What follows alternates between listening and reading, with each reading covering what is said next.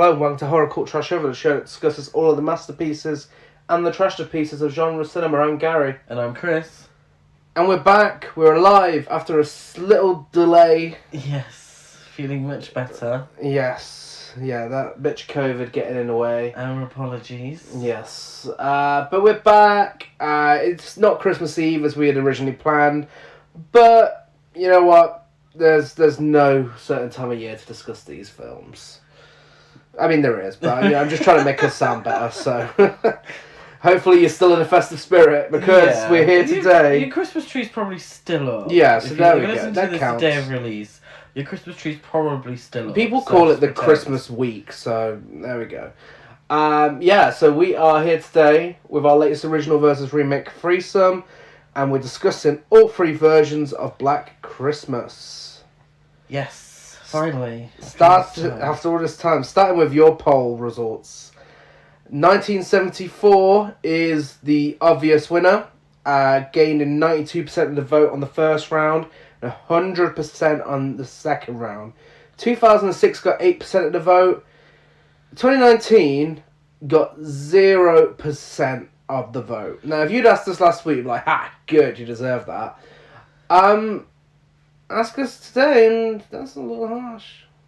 Well, it's not a little harsh. No, in comparison. It's actually in comparison to the original film, one-on-one. Yeah. The original film Absolutely. should get 100% and then 100%. Absolutely. There's absolutely no denying that. The weird anomaly is 8%. 2006 getting any votes. Yeah, that is the weird one. Yeah, there's no way on this earth that 2006 is better than the original. No, it's yeah, and I'm not even gonna try and justify it in my head. It's just a very wrong opinion. So getting into it, Black Christmas 1974, directed by Bob Clark, the genius who brought us the likes of The Karate Dog, Baby Geniuses 1 and 2, Children Shouldn't Play with Dead Things, She-Man, A Story of Fixation, Porky's 1 and 2, Rhinestone, A Christmas Story, and many more. Yeah, loads of very prominent during the 80s. Prominent? Yeah. I'm going to stick with that word. Well, 70s mainly, isn't it? 80s, really, is when he was probably most famous. I suppose. Porky's, yeah, that's A Christmas Story. I always forget Christmas Stories, the 80s. So, really well-known director. Good, the Bad and the Ugly. Kind of situation. Yeah.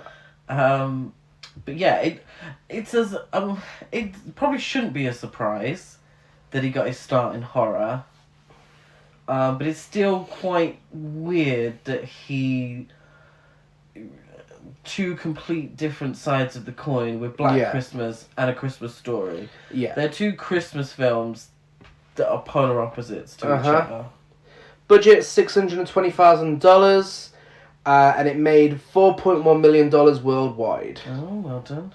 I mean, $620,000. The film probably didn't even need that. Like, this is minimalism at its best.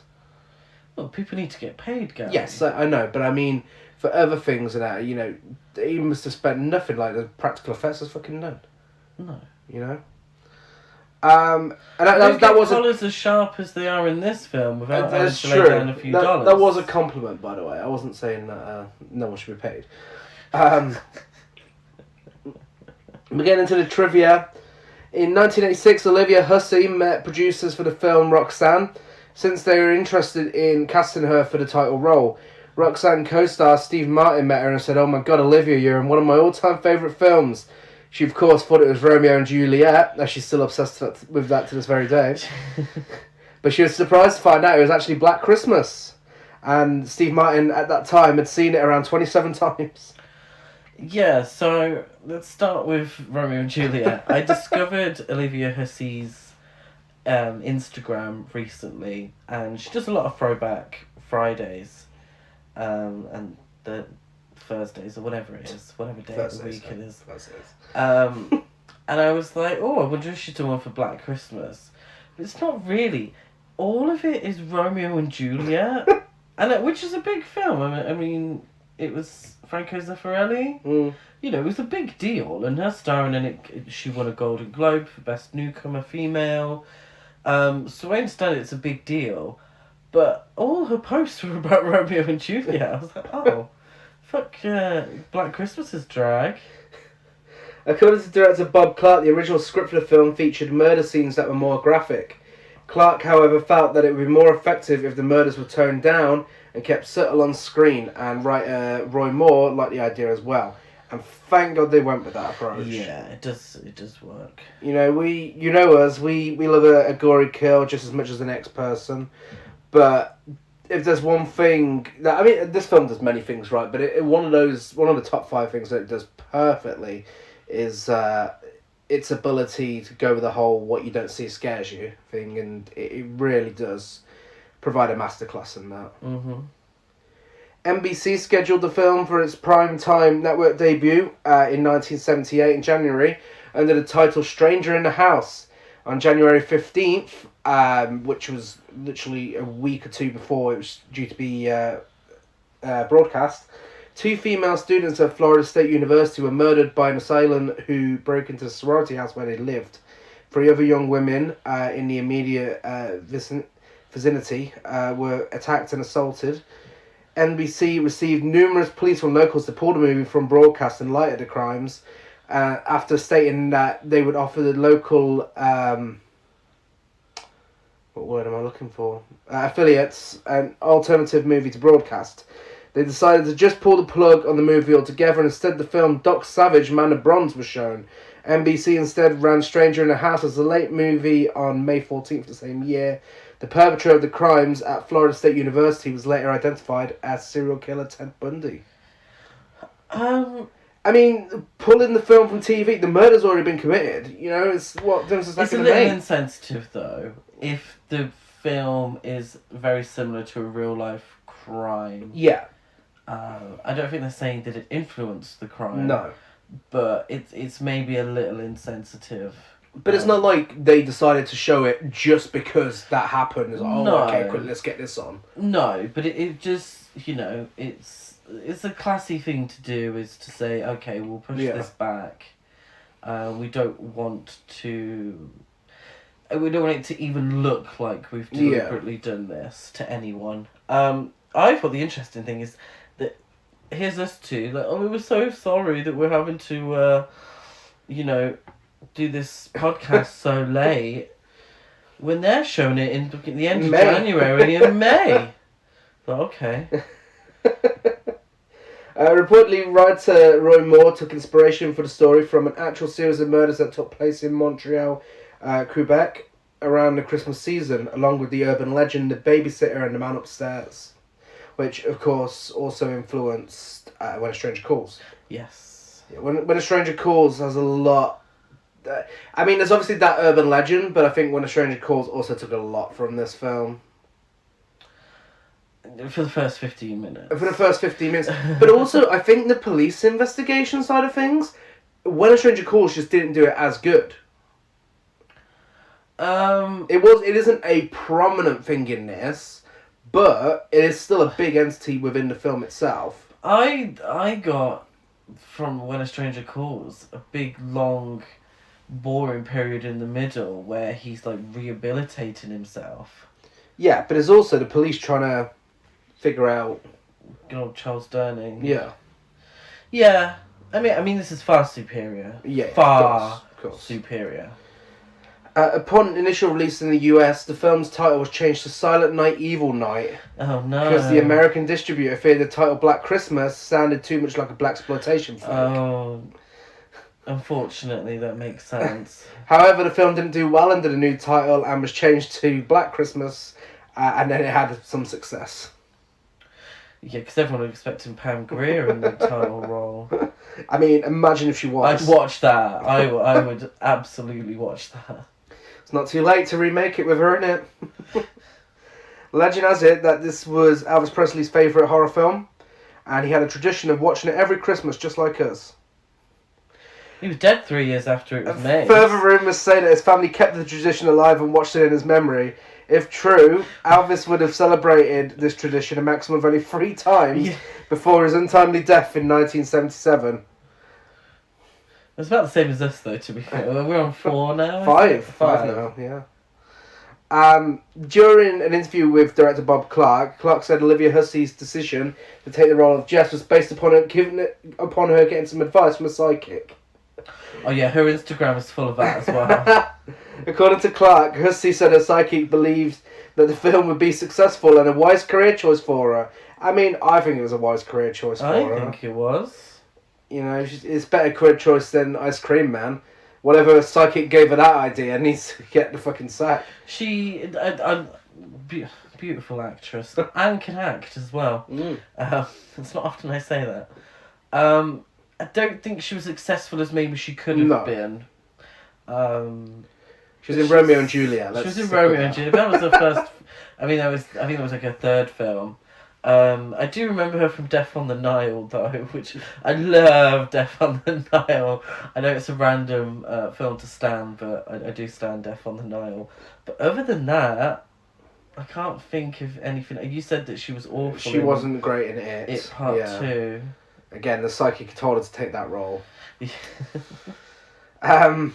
Margot Kidder admitted in an interview that she never thought the film would become a hit and was surprised to learn that it gained such a large cult following over the years. I mean, Margot Kidder, now she's gone to more successful things. Yeah. She was Lois Lane. Yes. You know? What else was Margot Kidder in? Indiana Jones? No. No? Who am I thinking of? Karen Allen. Karen Allen. They look very similar. They do, actually. Yeah, Margot Kidder, she had her troubles, didn't she, bless her? Yeah.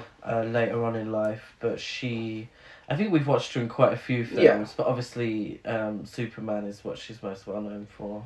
Composer Carl Zitra said in an interview that he created the bizarre music score for the film by tying forks, combs and knives to the strings of his piano so the sound would warp as he struck the keys. Well, that's a genius idea because the soundtrack is top notch. And he would distort the sound further by recording audio tape whilst putting pressure on the reels of the machine to make it turn slower. Yeah. It's a sound that you wouldn't know how it's created. No. According to Bob Clark, Margot Kidder insisted on drinking real alcohol for the various scenes where Barb was to be drinking and she was actually intoxicated, which explains why she's so good at playing drunk. There we go, method actress. The role of Peter was originally offered to Malcolm McDowell, but he turned it down, a decision that McDowell regrets to this day when he saw the massive success of this film and its classic horror status. I mean, it took another Kubrick actor for the role anyway. It did, yeah. Yeah, it's not like Malcolm McDowell to turn anything down, is it? I know. I mean, it's obviously since then where he's like, do you know what, no, I've got to take every role I get. Hey, you got to make your money somehow, don't you?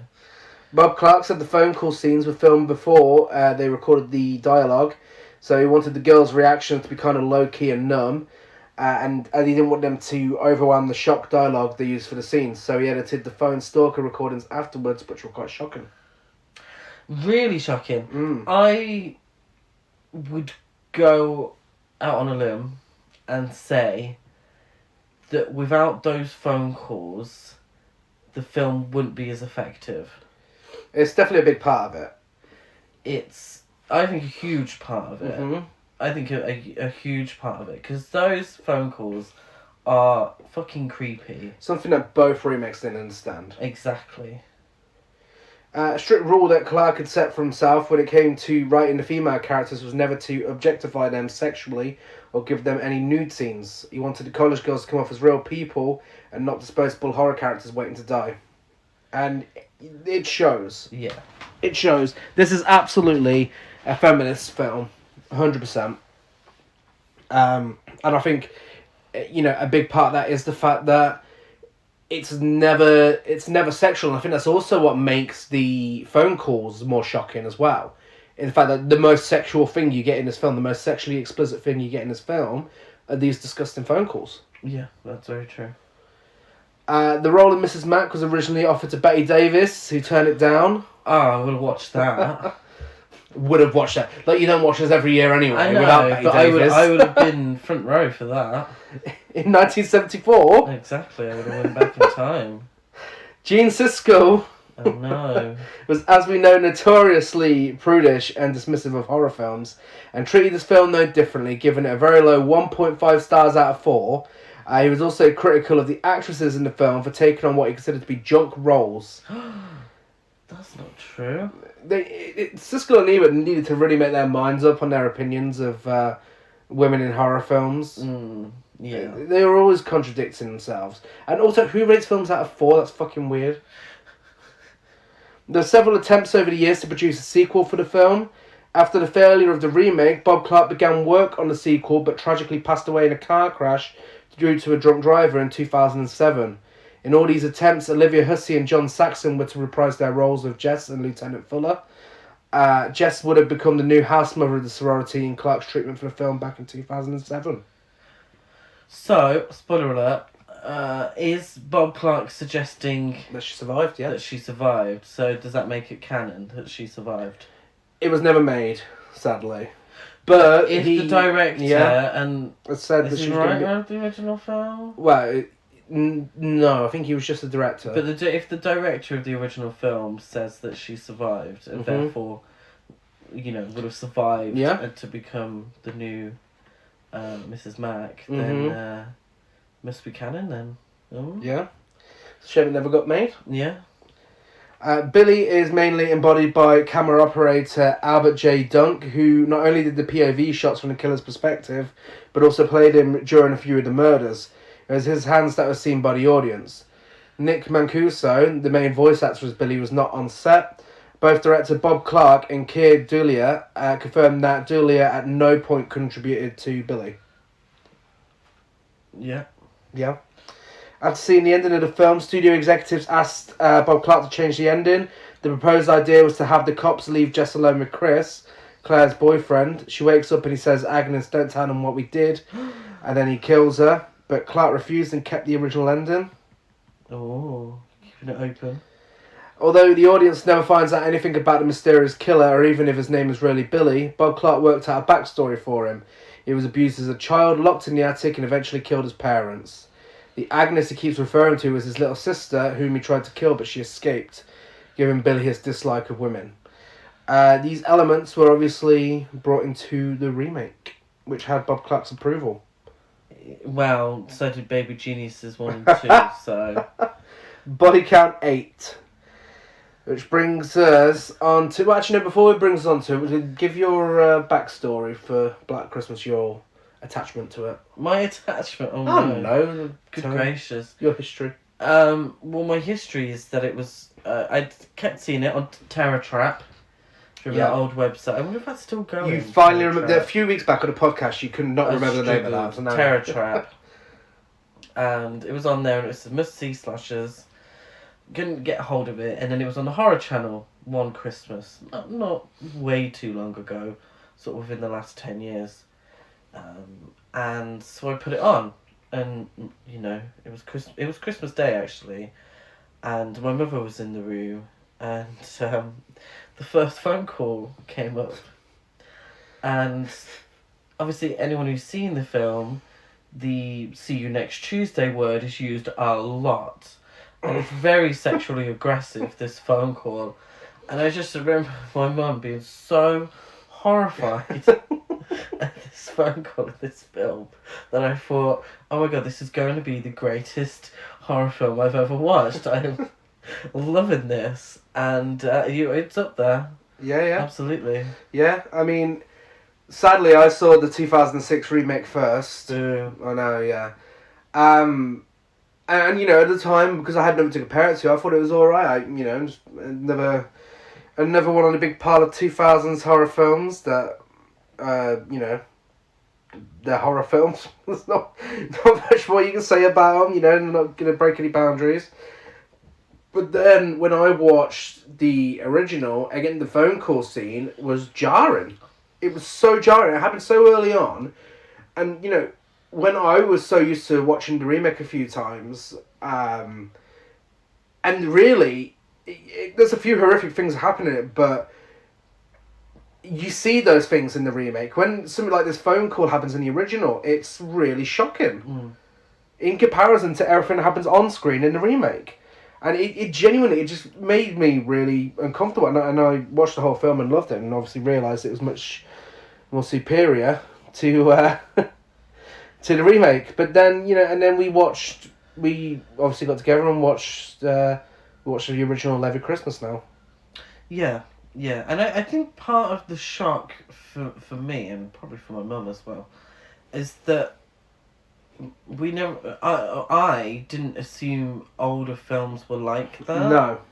Like, I knew The Exorcist was like that. Yeah. But I thought that was it, and I was like, oh my god, I keep saying the C word, like, Jesus. Wow. Yeah. And we go from that masterclass in subtlety with a few shocking things here and there to Black Christmas 2006. Stylized as Black Xmas. Oh, don't. Even the title's lazy. Me. Directed by Glenn Morgan, who directed the Willard remake and 3 episodes of The X-Files. Ooh. Also the writer of The Boys Next Door 1985, Trick or Treat 1986, Final Destination 1 to 3, 4 episodes of the new Twilight Zone and much more. Oh, wow. Budget $9 million and it made $21.5 million worldwide. That's not great, is it, for 2006? No, I mean, it's still a success, moderate. Yeah, I never know if budget incorporates marketing when they give these budget numbers. I don't think much money went on the fucking marketing for this film. Well, you would pay for like being shown at cinemas Yeah. and on TV, like TV spots and such. But I don't. At the end of the day, if a horror film, a slasher remake in 2006, had made decent money, particularly in America, we would have had Black Xmas 2. Yeah. In Black double Xmas. Yeah. We'd had that in 2007. Yeah. Glenn Morgan approached Mary Elizabeth Winstead about the film at 4 a.m. in the airport after finishing Final Destination 3 with her. After being hesitant at first, after only just finishing a horror film, she agreed to the role of Heather because she's a fan of the original film. And, Mary Elizabeth Winstead, why did you take the role? Because there's very little work involved. I genuinely, she is one of my favourite modern actresses, and she gets some of the shittest roles. Like, I think she's still waiting for a big breakout role all these years later. People know her, but who did she play in the Harley Quinn film? A Huntress. Yeah, she was the best thing about that. Is she not getting her own series or film? Or not that I know of. No. But The Thing is probably her best film. Death Proof. She's one of the best things about that. But it's all these films where you watch me like, okay, that could have been better. And yeah, Black Christmas. Andrea Martin, the second best thing about... No, she is... Andrea Martin's the best thing about this film. Mary Elizabeth Winstead's the second best thing. Who played Phyllis in the original Black Christmas, said in an interview that she hadn't thought about Black Christmas for 32 years, so it came out of the blue when she was offered the role as the house mother in this film. Yeah, I think she was the one that was working quite regularly. I obviously remember her from Hedwig and the Angry Inch. The film was marketed as a Final Destination movie in Japan. How fucking weird. Oh, wow. Oh. What, the icicle thing on her head? That one thing. That one thing. Glenn Morgan wanted either Margot Kidder or Andrea Martin to play the house mother. Of course, Martin took the role. Margot Kidder did not. Amanda Seyfried auditioned for the lead role of Kelly, but lost to Katie Cassidy. The filmmakers stated that they turned her down because they didn't want two Mean Girls actresses in the film, the other being Lacey Chabert, of course. Oh, of course. In her Blinking You'll Miss It. Every fucking character's Blinking kind of typecast, but we should be lucky to get any actual character development to be typecast. Now, of course, this was produced by the Weinstein brothers, and it may not surprise anyone to learn that they are pretty much the reason why this was a disaster. Glenn Morgan and the Weinstein brothers Harvey and Bub reportedly often clashed during filming due to their insistence that the film be more gory, which Glenn Morgan did not approve of. One example is the cannibalistic tendencies of the killers, such as Billy making flesh cookies out of his mother's skin, which was not in the original script and only shoehorned into the film to make it gorier. But that's where this film falls short. You know, shit. You don't need shit like that. It's Black Christmas. It's true, but I'm not gonna lie. I don't think the rest of it holds up, and therefore the gore is the only thing that actually becomes memorable. It's absolutely ridiculous and kind of stupid, but it is kind of what you remember from the film. Yeah. I mean, can you recite any dialogue? Well, no, but I mean, there may have been more of a focus on that if Maybe. Glenn Morgan was given the freedom to actually make Yeah. it sort of like the original. Mm. I mean, one big thing here is the fact that Black Christmas didn't need to be remade. And, yeah, It's so ahead of its time to the point it even feels modern today. Other than the characters' haircuts and outfits, you know, other than that, it feels modern now. Yeah. Glenn Morgan... Also, it didn't need a remake because, much like When a Stranger Calls, the film relies on the twist Yeah. that the calls are coming from inside the house. Yeah. Both remakes feature mobile phones. Yeah. So it kind of takes away from that element. But it didn't even attempt to do it here. No. Glenn Morgan based the character of Billy on the life of Ed Kemper, a real-life serial killer who as a child had been locked in the basement of his home by his mother, who he later murdered in revenge. It's always the mums, isn't it? Yes. The film caused an uproar of controversy from Christian groups because of the studio's decision to release the film on Christmas Day. Several groups called the film offensive, ill-founded and insensitive. LA Weekly columnist Nikki Finks also questioned the filmmaker's decision to release the film on Christmas. Dimension Films defended the timing, saying this is a long tradition of releasing horror films during the holiday season as counter-programming to the more regular Yuletide fare. Film historian Michael Gurno of The Horror Review countered Liberty Counsel's complaint, writing such crimes occur throughout the year, including Christmas, as recently as a year prior in McLean and Great Falls, Virginia, to be exact. Yeah, I don't see why horror films shouldn't be released at Christmas. No. It's fucking bullshit. I mean, what difference does that make to anybody? If you don't like it, don't go and see it. But they probably didn't go see it. They probably thought they were having another Silent Night, Deadly Night situation where Santa was the murderer. Yeah. This is just a series of murders that's happened to occur at Christmas. Yeah. Like, really, it's got nothing to do... This is... I suppose this is the whole Die Hard thing. Yeah. Where, is it a Christmas film? Is it not a Christmas film? Yes, it's got Christmas in the title, but if you look at the film purely in terms of its relation to Christmas, everything that happens just happens to occur at Christmas time. Billy could have went wild at any time of the year. Really. Yeah. Where the same being for Die Hard. The events that occur in Die Hard could actually have happened at any time of the year. So it's not a film about Christmas. You say that. I mean, Billy breaks out with a note saying, I'll be home for Christmas. He breaks out very specifically because it's Christmas. Yeah. Oh, yeah, we're talking about the remake, aren't we? Yeah. Oh, we're talking about the remake. Yeah, okay. Now that is a Christmas film. Okay. I was talking about the original. I think with the original, you know, it uses Christmas decorations to kill people. That unicorn isn't... It's a Christmas decoration. No, it's not. She collected crystal... ugly crystal stuff, didn't she? I don't know. Oh, I was talking about the original. Sorry, I forgot we were talking about this shit. Oh, but the original is absolutely a Christmas film, by the way. Watch it every Yeah, well, Christmas. of course it's a Christmas film, but so is Die Hard. Yeah. But the same reasoning Yeah, the same argument. for Die Hard can be used for Black Christmas. Reportedly, at the request of Dimension Films, certain scenes in the trailer and TV spots never appear in the film and were shot solely for advertising purposes. Yeah. This footage includes a young girl, played by Gillian Murray, finding another girl, neither of whom are in the film, trapped underneath a frozen pond, The same girl falling off the roof tangled in Christmas lights. An alternative death where Dana gets tangled in Christmas lights and sucked into a fresher. A short scene of Melissa screaming at someone. In a TV spot, Melissa is seen cocking a shotgun at a peephole in the front door, saying Merry fucking Christmas.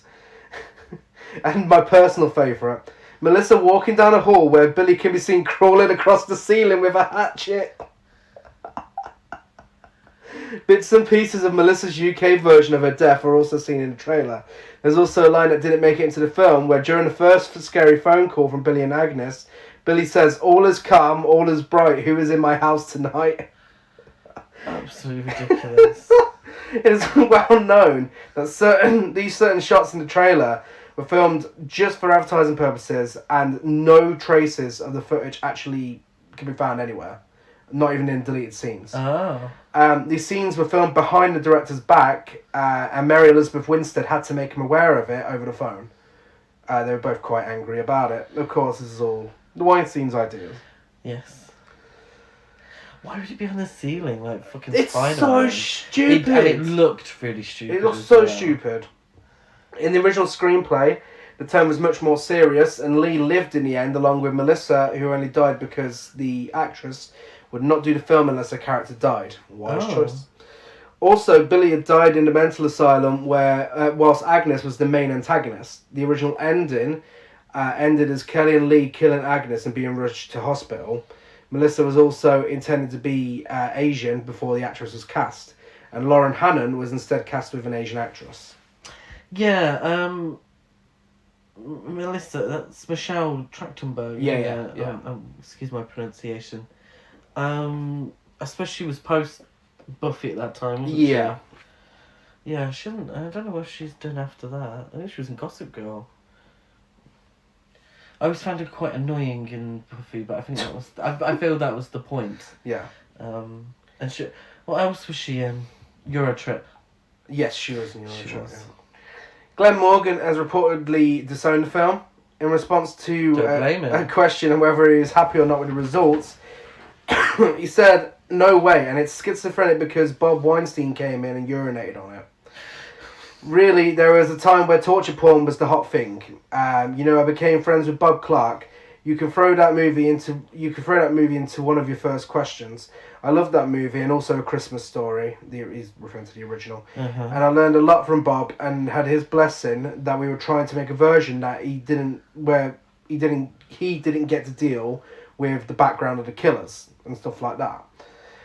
When Bob Weinstein came in and saw that, he was like, "We need to drag Michelle Trachtenberg down the hall by her eyes."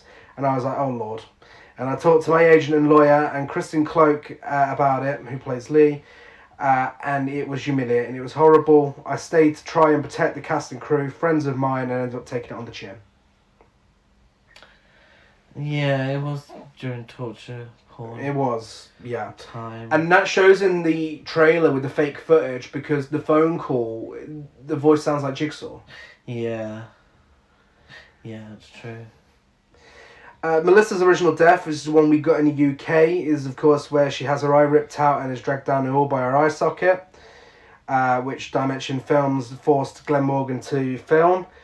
Morgan decided to reshoot her death, as the previous one wasn't creative enough, to escape in the bag and being chased into her room and having part of her head sliced off by an ice skate as she attempts to escape from a window. This was filmed behind the studio's back and became the version that you see in the US version. Oh. Yeah. That sounds a little more interesting. I know, yeah. Come on, H2O. There are 3 alternative endings shot for the film. The first ending had Lee and Kelly engage in a heartwarming talk with Lee opening Claire's present. The ending concluded with Kelly getting a call from Kyle's phone, implying that either Agnes or Billy survived. The second ending is the one we have here in the UK, where Agnes comes back, Billy dies, Agnes is killed, Lee's killed, and Kelly's picked up by her parents. And the third ending had the morticians discovering Billy's body is missing, whilst a shot inside a smoke detector on the wall reveals that Billy escaped. Do you think that multiple endings being filmed is a red flag? Yeah, absolutely. I think if you don't have it all set out, before you start filming, Yeah. then to me, and it absolutely seems to be the case for this film, to me that screams studio interference. Yeah. Oh, definitely. And it always seems to be the case with Dimension films. So many of those films have alternative endings. Yeah, it really I can't think of too many films that have alternative endings, that haven't involved studios. Yeah. I mean, Nightmare on Elm Street, there was an alternative ending because Bob Shaye wanted a different ending to it, and this, that, and the other. But yeah, it's a red flag. Yeah. Body count 18, 10 more than the original. This whole people are using the term body count now to refer to how many people they've slept with. So you know that Adele video? Yeah. Where they're like, "What's your body count, Adele?" And she didn't know what they were talking about. So now I'm laughing because body count now can mean something else. I think it derives from horror films. Like body count. Yeah, of course. Speaking of the internet and modern day, Oh. Black Christmas 2006 seems to have the House of Wax about it, where all of the Twitter gays seem to be loving it these days. And with that cast? I mean, yeah.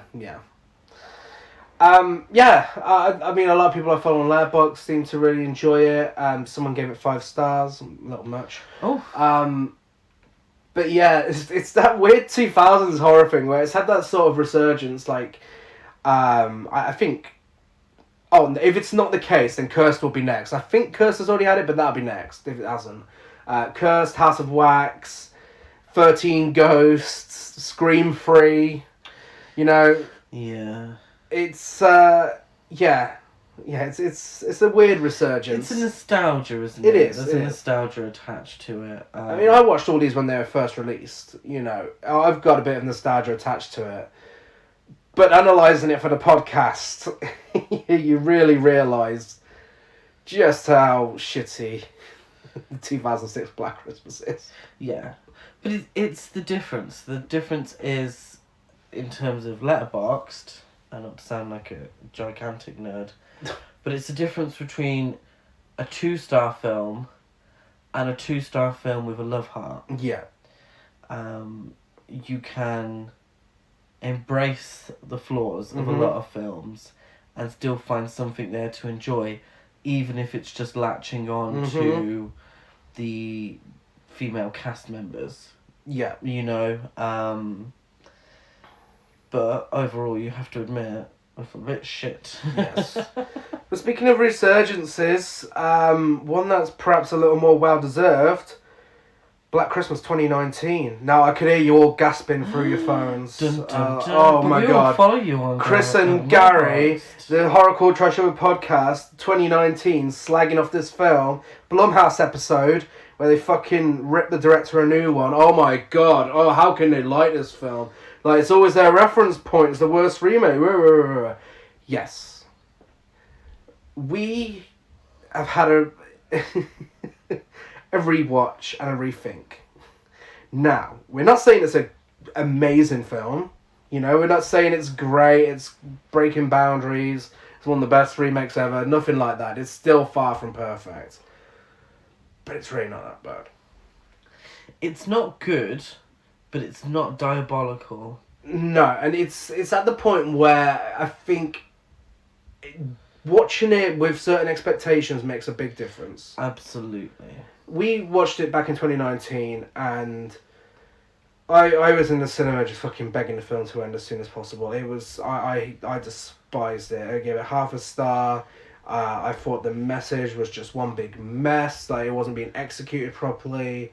But you know, we went in expecting a remake of Black Christmas, and we'd also seen the trailer so many fucking times before the release, and the trailer genuinely shows you the whole film.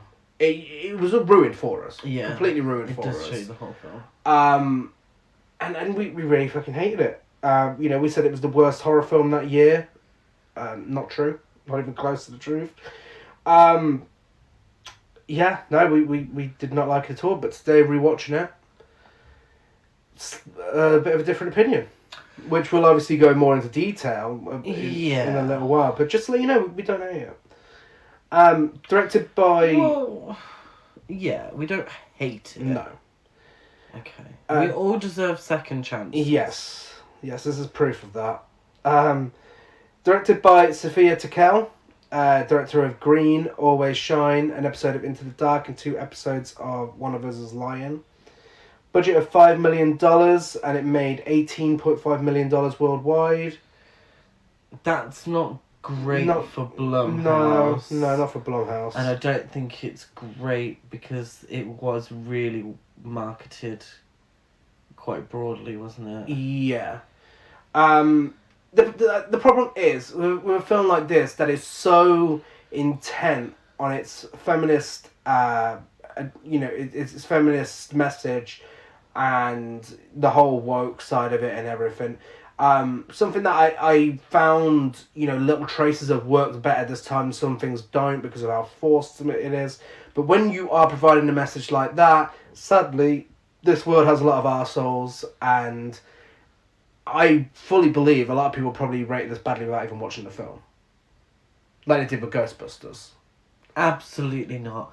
I'm so sorry, Gary. I completely disagree with you on that one. This is not... I don't... Are you going to come out and give it 5 stars? No, I'm not saying that. I'm saying, with internet comment sections and the way a lot of people are online, you've seen the reaction to Eternals. But we're not like that. I'm not saying we still gave it half a star 2 years ago. Yeah, I know that, but I'm saying as well as people like us, you actually went out and watched it and seen that it wasn't a good film. I'm saying there's probably a lot of other people out there that haven't bothered even watching it and use the internet as a place to vent about it. Potentially. I'm not saying that did happen. No, I feel like Ghostbusters got that treatment. Yeah, definitely. I'm not sure if this did. No, and I do think that is very low for a PG-13 as well. That box office is very low. Yeah, definitely, and that was not me saying that did happen. By the way. No, I mean it's possible that it happened. I feel like people had a connection to the original Ghostbusters films. I don't feel like people had that kind of connection to the original Black Christmas. People probably didn't even know this as a remake. Where they would be so offended. Yeah. Because the original Black Christmas, as you said earlier, was a feminist film. Yeah, no. But people had that relationship to Ghostbusters, and their Ghostbusters was set in stone. It was Bill Murray, Dan Aykroyd, the others that I can't remember the name of, and that was it. They are my Ghostbusters. Yeah. They're the ones I grew up with. I just didn't think anyone had that affinity to the first film. No, that's not what I'm trying to say. What I'm trying to say is the message and the agenda of this film is what could have drew a lot of people being pissed off. Yeah. Yeah, I'm not saying... I only gave it 2.5 this time around, I'm not saying this is a perfect film by any means. But it's a well-known fact that anything out there that is considered to be woke, even slightly, attracts a lot of hate. Yeah. No, I think you make a good point, but I felt like the Ghostbusters comparison wasn't quite... No, right. No, yeah. I think people maybe watched the film and hated it for that reason as well. Yeah. Not us, but I feel like some people watched the film and hated it solely There's a lot of reasons. There's a lot of reasons to hate this film. That isn't one of them and shouldn't be one of them. That was never the reason we hated it. We hated it because we just thought it was shit and did not live up to the original. But I think one of the reasons is because of the message it's trying to say. Because, the message it's trying to say and some of the characters they portray in this film are very much real people. Yeah. Yeah, your protagonists are very strongly feminist. Yeah. Yeah. Universal Studios and Blumhouse received a backlash after the first trailer was released due to the amount of spoilers within. But, of course, we've already mentioned this, but and to emphasise on this, it genuinely shows you everything. Yeah. Like, the way it starts, the middle section, and the end, with the twist... Yeah. all within 2 minutes. That's bizarre.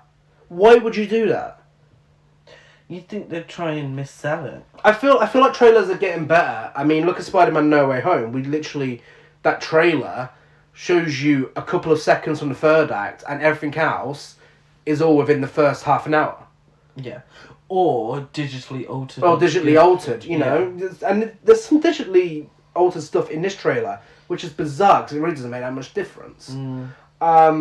But yeah, no, it was fucking terrible. And anyone, go on YouTube and have a look at the trailer. But when we first saw the trailer, we said, well, I hope that's not everything. Yeah, we were expecting like little twists here and there to pop up, but no. Well, that's what I was saying. I thought the trailer was setting us up to, have an even bigger reveal.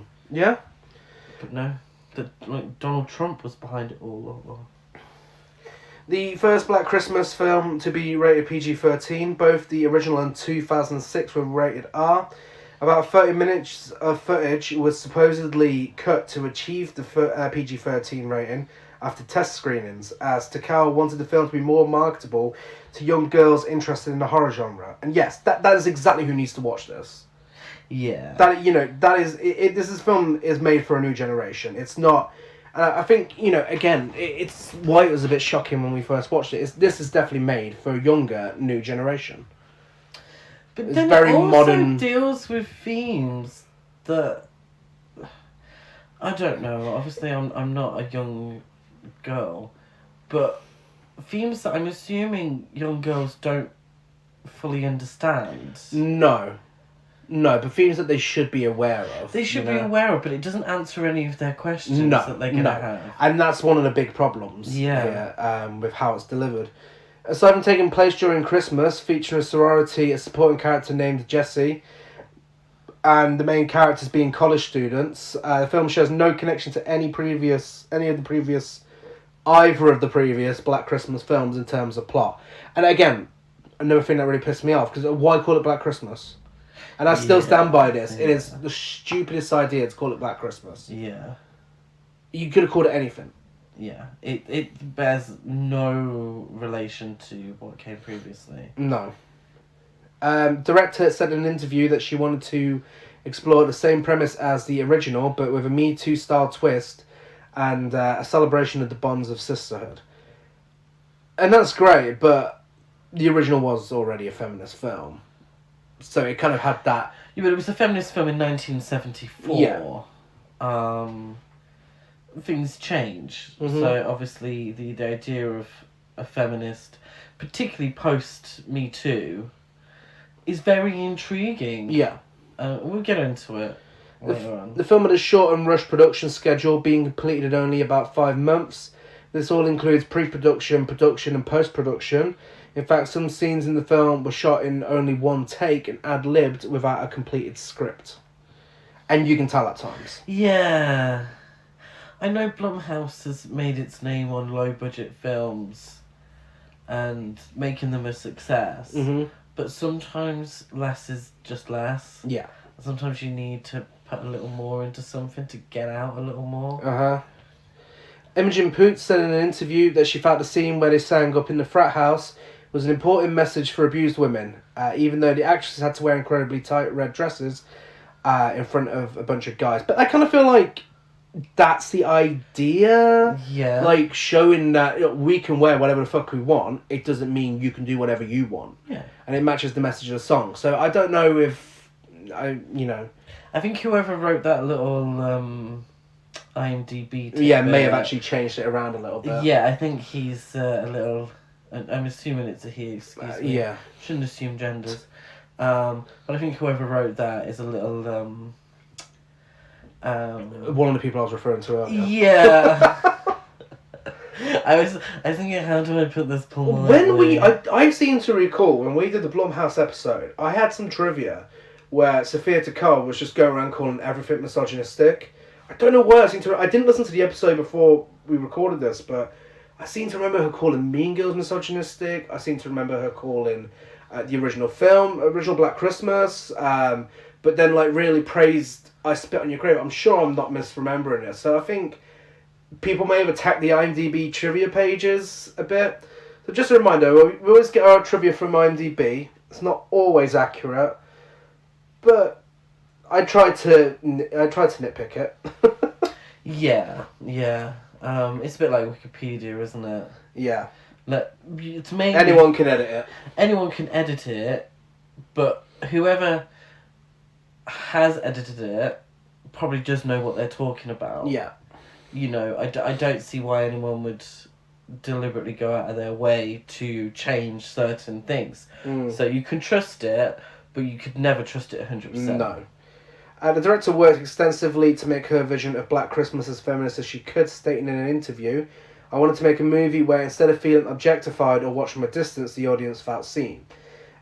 Implying that in like the 1974 and 2006 versions, which are aimed at a wider audience, this was obviously going for, as mentioned earlier, a more specific audience.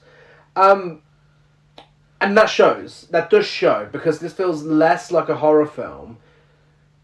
It just doesn't feel massively like a horror film, is what I'm trying to say. Yeah.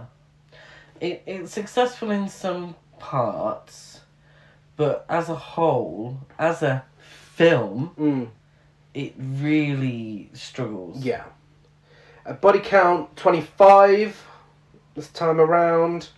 I think that includes all of the guys in the fire at the end. So I hope so anyway, because there's definitely not 25, isn't it? Yeah, no, it will include. And finally, the black goo that the fraternity brothers bleed is meant to represent literal toxic masculinity, and how it affects men and changes them from humans into monsters. Also used because they weren't allowed to show red-coloured blood in a PG-13 film. Oh, I see. Lovely. So, getting into the synopsis. Starting with 1974. Yes.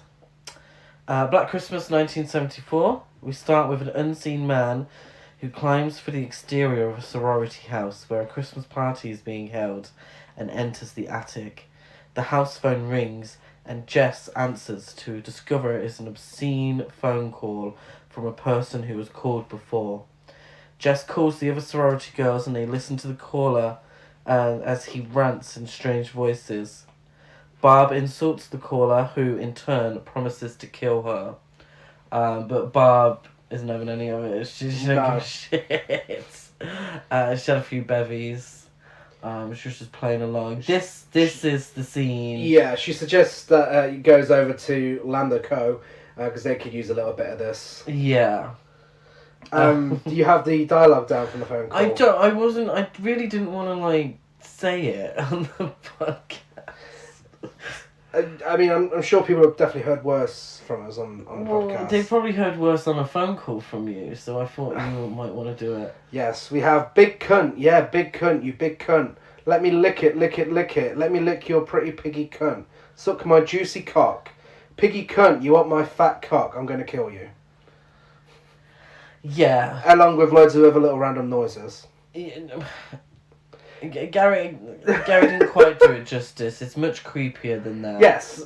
I mean, people come to listen to our information, not our creepiness. Well, you sounded like you were reading out lyrics to a Peter Andre song. But yeah, really intense. Like, from the get-go, you're like, oh my god. Yes.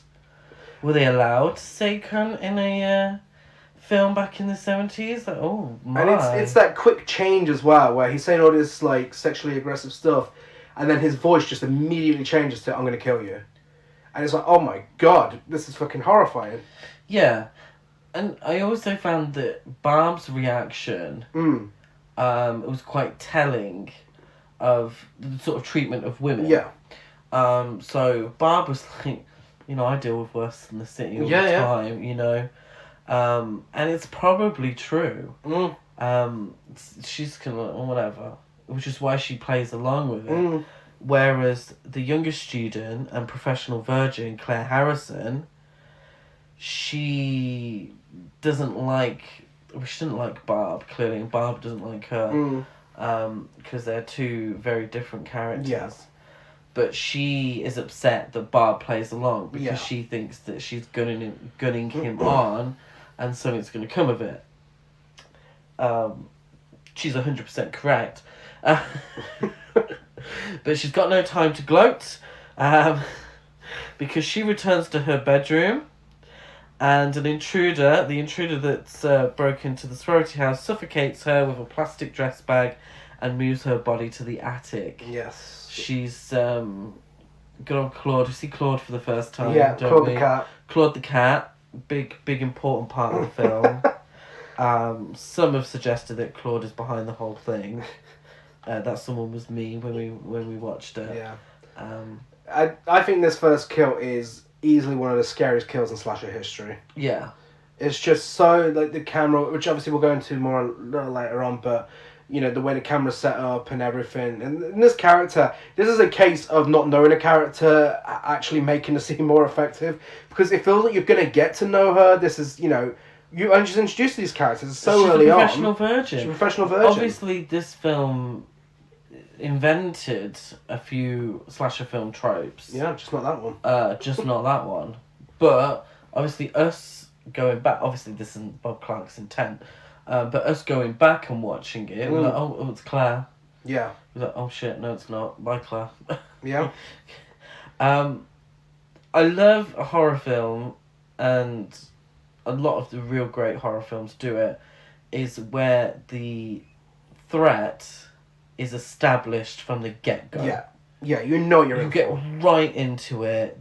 This is it, you know. I cannot think of a great horror film that doesn't do it. Yeah, they're You just know, like from the get-go, Halloween. straight into it. Yeah. And then you establish things, but all the while in the back of your mind, you're thinking, oh shit, you know, you could be next, you could be next, you could be next, you could be, you know, if you haven't established a threat, then you don't really know what you're scared of. Yeah. What is meant to scare you in the film. So I loved how this just got to do it straight away. Yeah, and it's like cunt, murder. Now we're gonna set up the scene. Yeah, and obviously we all know this film had the biggest influence on Halloween. It's something that Halloween does well, you know. Yeah. The first thing we see in this film and in Halloween, when I mean obviously not including the opening credits, is the POV shot from the killer. Yeah. So when you see that POV, you know you're watching through the eyes of the killer, and like you said on a Halloween episode, it's very voyeuristic, and it feels horrible knowing that we are there, we are behind the eyes of this killer, and you know we're not in control of where he's going or what he's about to do, but we care about these characters that he's going towards. You know. Nightmare on Elm Street. Nightmare on Elm Street, yeah. Established threat. We see Freddy Krueger within the first, 5-10 minutes of the film. Then we get to meet Tina. Yeah. We establish a relationship with Tina, and then she's killed off. Yeah. And oh shit, actually it's this girl with you know. I was never sure when I first watched this film. I was never sure who the final girl was going to be. Exactly. I thought maybe Barb. After Claire was killed, I thought maybe Barb. But then, of course, it ended up being... Well, I assumed it would have been the one whose name I cannot remember. Phil. Yeah. I assumed it would have been Phil, because Phil felt like the level-headed one. Yeah. Obviously, as the film goes on, Jess becomes our protagonist. Yeah. It's her story, she's the protagonist. Oh, okay. She's going to be our final girl. Mm-hmm. But from the get-go, you'd think it would be Phil, because she just seemed the most level-headed, the most normal of the girls. But yeah. But we're looking at this in terms of... After seeing everything it's influenced. Everything that's influenced. I mean, this starts it all, so it's not really going to play within those. No. But it's interesting, to see it from a modern perspective. Yeah. We can't necessarily forget all those films that we've watched whilst watching this. So after Claire's death, the following morning, Mr. Harrison arrives to pick up his daughter, but she fails to show. Jess explains to her boyfriend Peter that she is pregnant and planning to get an abortion, angering Peter, and they agree to discuss it later. In town, Mr. Harrison attempts to report Claire as missing. At the police station, they learn that a young local girl has also vanished. So here's Jess's story. 1974. 1974. Lead protagonist, getting an abortion. That's fine. It's her body. She does what she wants. Fantastic. Exactly. It makes no judgments towards No. it. If anything, we're meant to be completely on her side. Yes. It is her body, her choice. Yeah. You know, why isn't she allowed a future? Yeah. You know, old Peter? Yeah, Peter. Mhm. Old Peter, he'll still be free to do whatever he wants to do. Yeah. What about her dreams? And it's a really great Yeah. scene. And later, Olivia Hussey actually plays it really She well. does, yeah. And in explaining, you know, all those dreams and ambitions that she had, they're still there. yeah. And the fact that, you know, all these creepy phone calls are going on and whatnot, you know, she's not letting that get in the way of it. She's not letting that cloud her judgment on what she wants to do. She's still very much in control of her situation. And again, I think, sorry to interrupt, but I think it was a sign of the times. The way that Barb reacted, I think potentially Jess had a history of that as well. Yeah. I mean, we watch loads of creepy YouTube videos, like the weirdest phone calls, weirdest voicemails of all time. We hear stories from our friends about the way men treat them. Yeah, exactly. So, and we hear it in terms of the internet now. Yeah. I mean, for them, maybe this was someone's way of essentially sending a dick pic or doing something to get a rise out of these women in a sexual way. Yeah. And I think, really, that was probably a regular occurrence back then. I mean, you also look at later on when he proposes to her, you know, she says no. She's like, fuck that, no. Yeah.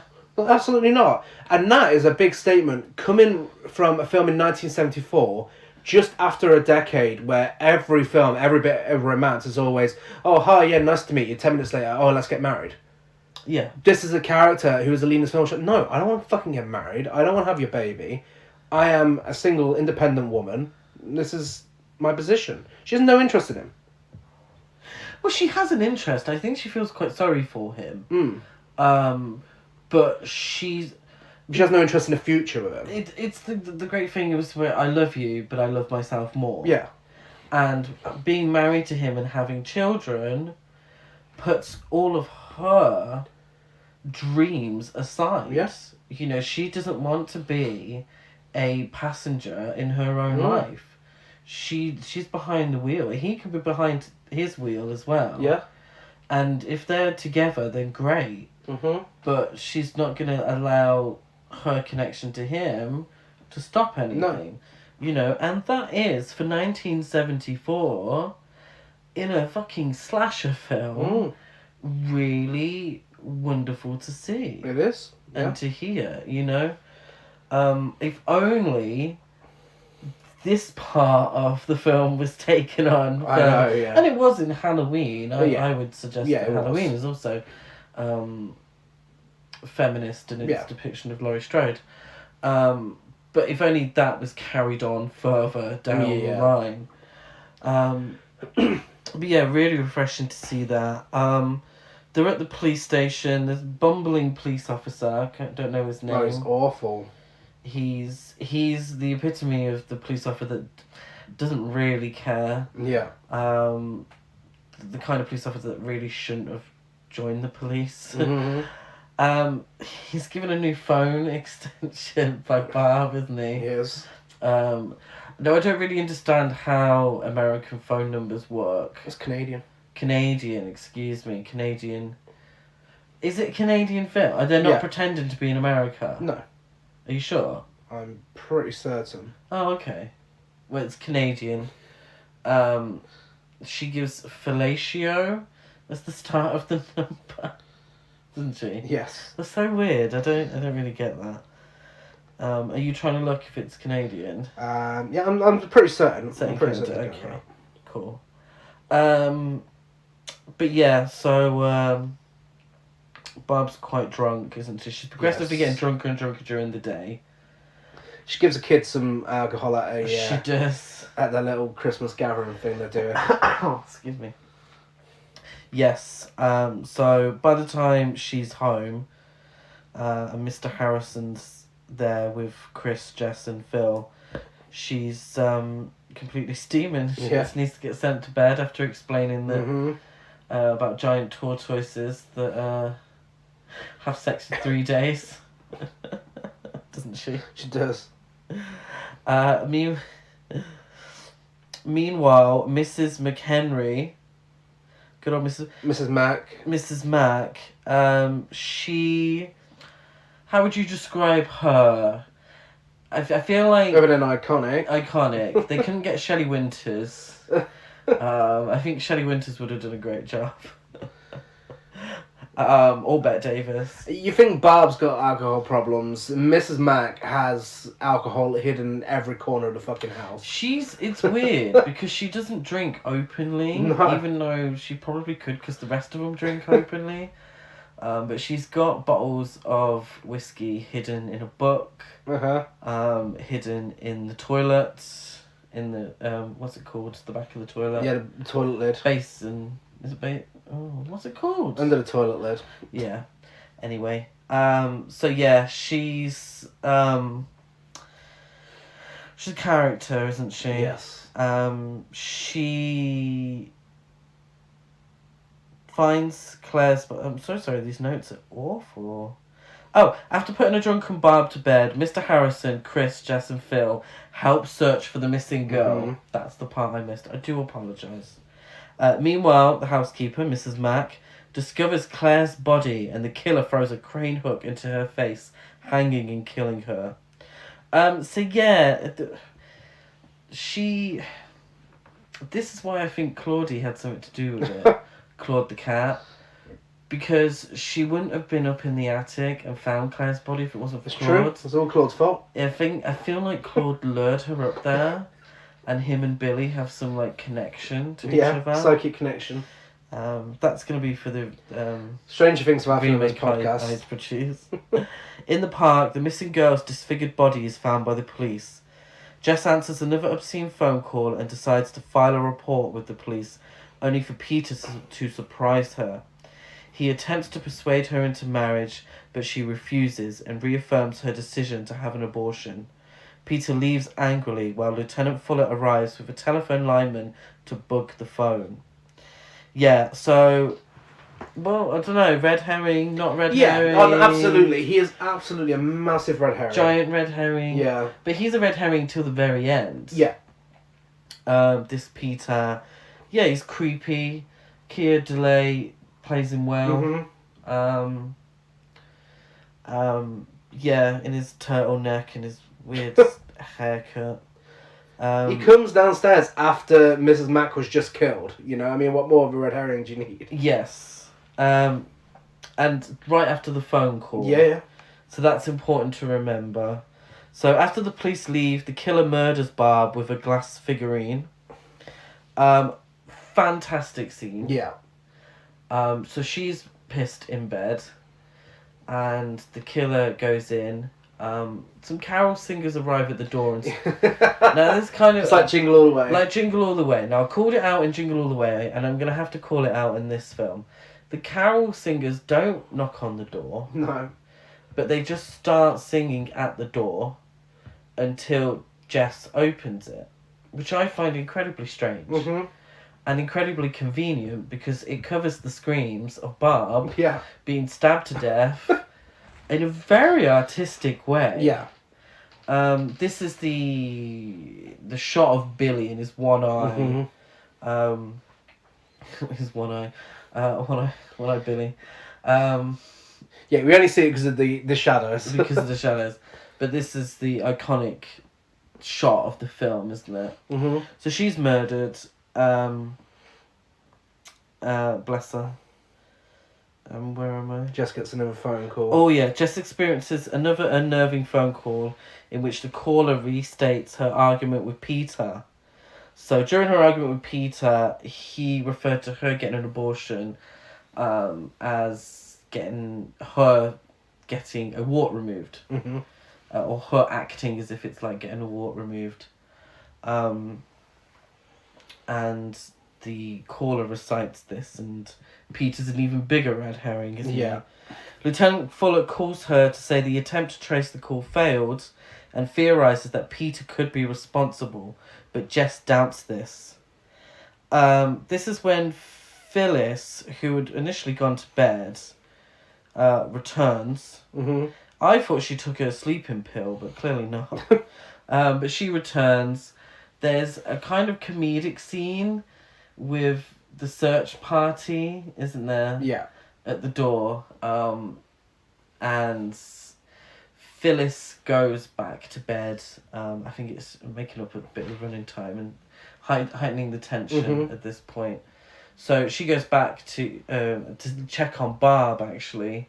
The door shuts and she's killed, seemingly off screen. Yes. Jess gets another phone call in which the killer alludes to some sort of transgression between two children named Agnes and Billy. The call is long enough to be traced, and Sergeant Nash instructs Jess to leave the house immediately, as the calls are coming from within the house. The calls are coming from inside the house. Concerned for Barb and Phil, she ventures upstairs, where she discovers Barb's and Phil's bodies. The killer appears and pursues her. Jess locks herself in the cellar, only for Peter to appear outside one of the windows. He smashes the window and enters the basement. And it cuts there. Yeah. Great build of tension. It really is. And we still don't see the killer in full. No. You know, he's chasing it and we still don't see him. And she doesn't either. No. Which is why she's still concerned that it could be Peter. Yeah. And there's another character, this Chris, that it could be, you know, in the back of our mind, we're like, we haven't really seen him, so it could still be him. Any sort of young guy in the film of a certain sort of build. In the 70s, everyone looked the same, so... Yeah, exactly. But in terms of red herrings, Chris and Peter are really your top two. But yeah, everyone did a very similar hair in the 70s. But it cuts, so we don't know the fate. The police arrive and hear Jess screaming.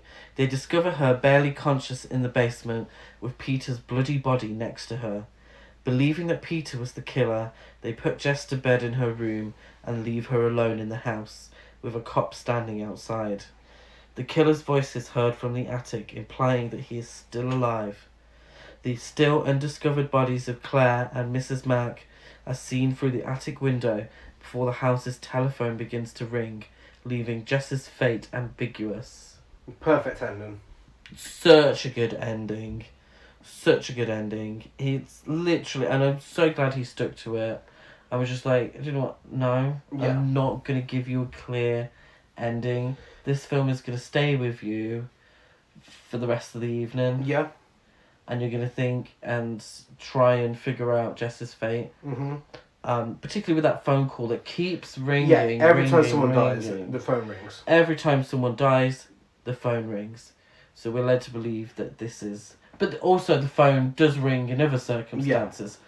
So it's not a film used for one... a phone used for one single purpose.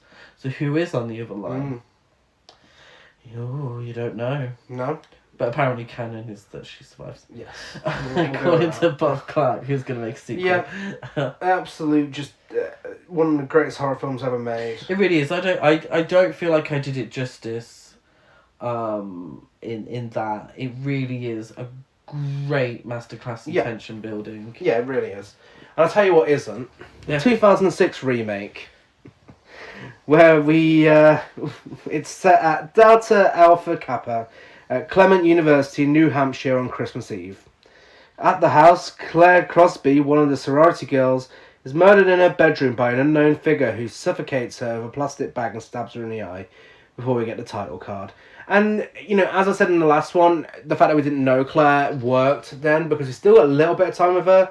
This is just some random person. Great, yeah. But this literally could be anyone. Yeah, like it's only afterwards that we realise this is Claire. Yeah. At least they established a slight bit of character in the first one.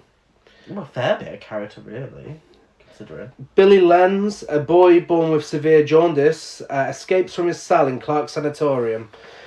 kills a security guard with a candy cane, guts a pervy Santa with a single stab, and heads for his former home, the sorority house.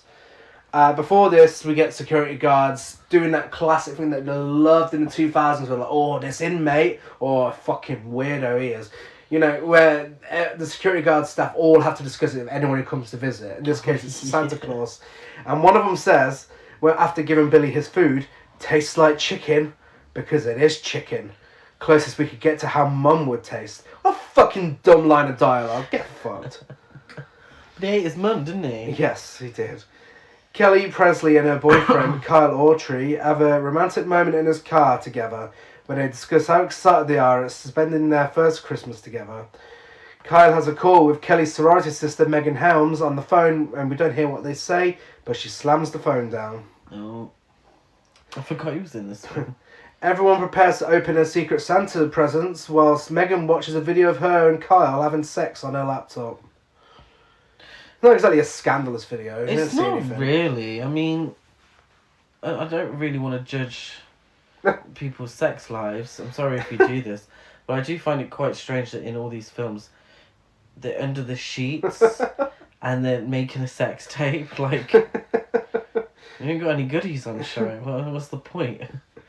I know, you got an R rating. Fucking go for it. Exactly.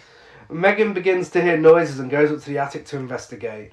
Upon finding Claire's corpse, Megan is attacked and killed by the same killer who shoves a plastic bag on her head, stabs her in the face a few times and pulls out one of her eyeballs. Because, for some reason, Billy and Agnes are obsessed with eyeballs in this film. Yeah, I'm not sure why eyeballs. Excuse me.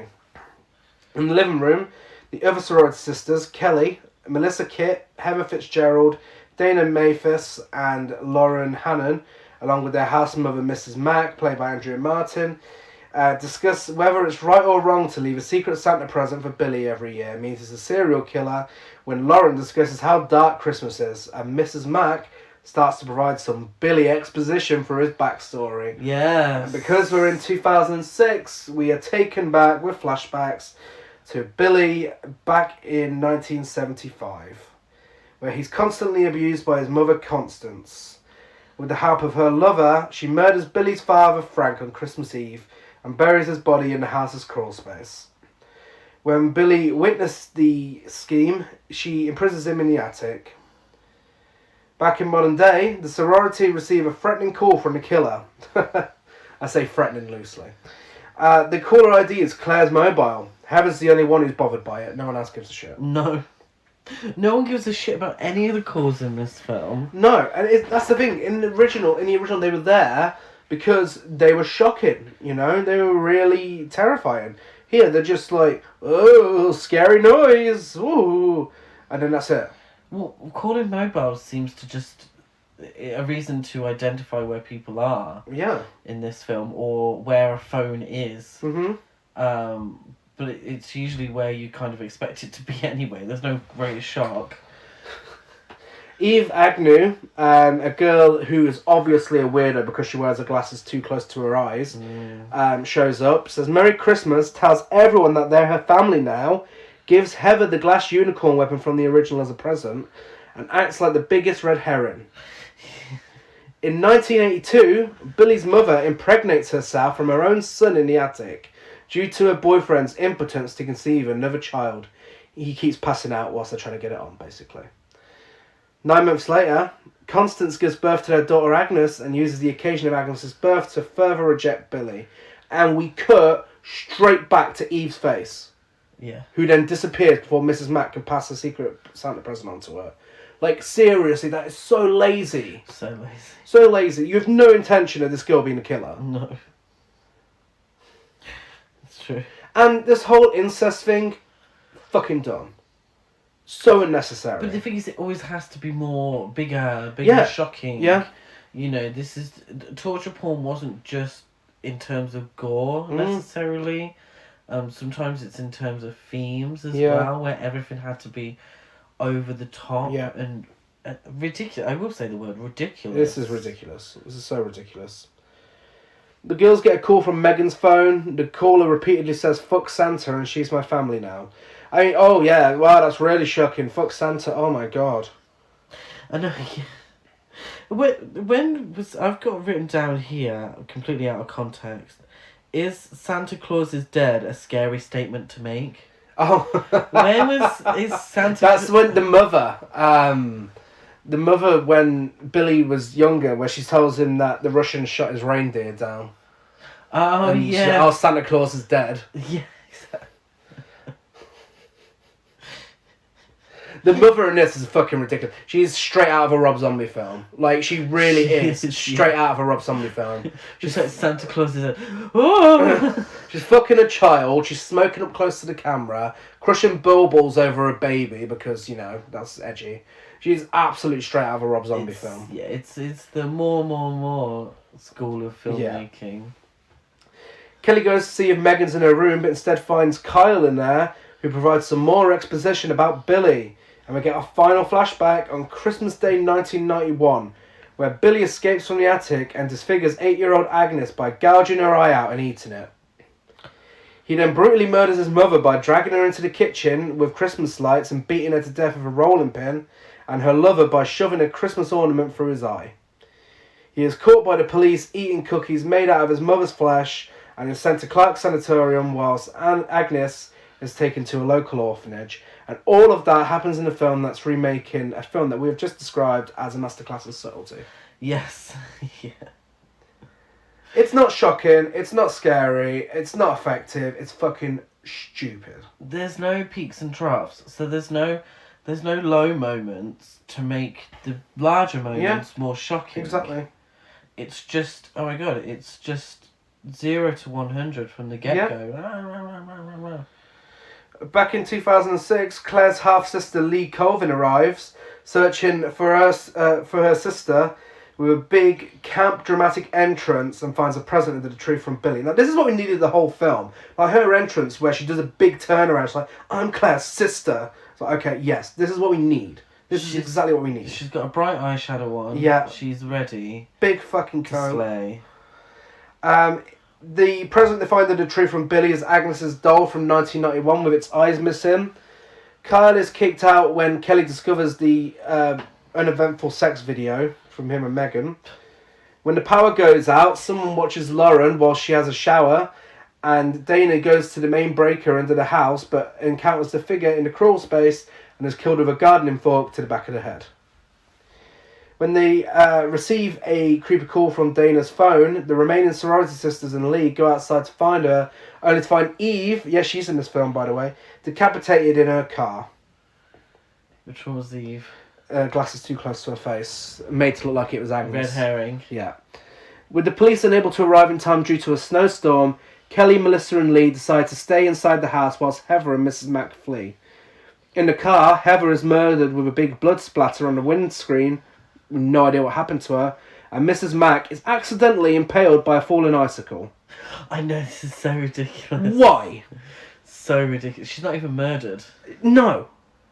Like, she's the best character in the fucking film, what are you doing? But she's not even murdered by Billy. No.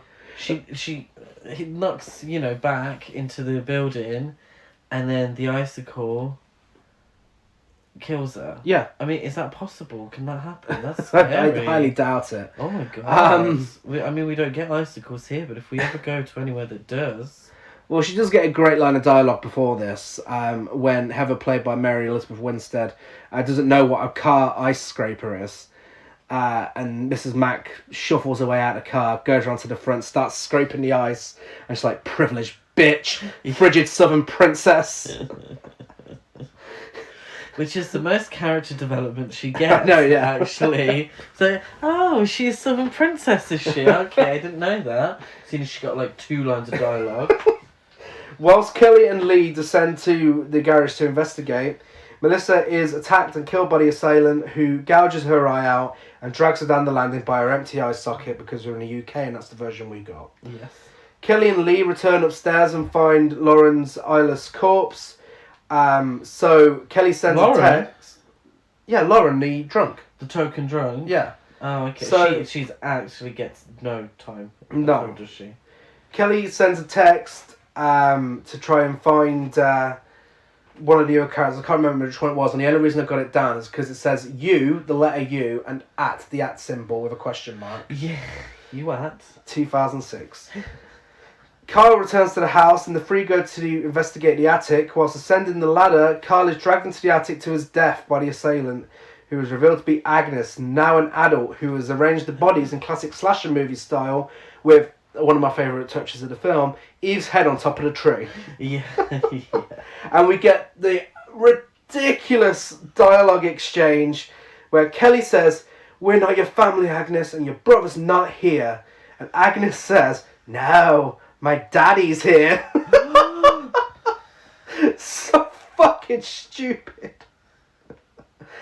Because she's not lying. He's a brother and a dad. Billy entered the But she looks so much older. I know, yeah. It's weird. I don't know why they played by a man, by the way.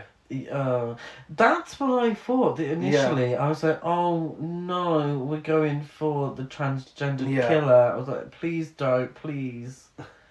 Thankfully not. Thankfully not. As Billy enters the attic, Kelly and Agnes struggle, leading the two of them into an empty space between the walls of the house. As the killers converge towards Kelly, Lee helps her escape before they start a fire, leaving Billy and Agnes to burn to death. Later, as Kelly and Lee recover at the hospital, Billy dies from his burns. Whilst Kelly goes for an x-ray, Agnes appears in her hotel room and kills Lee by snapping her neck. When Kelly returns to her room, Agnes appears through the ceiling and attacks her, but Kelly uses a defibrillator to kill Agnes.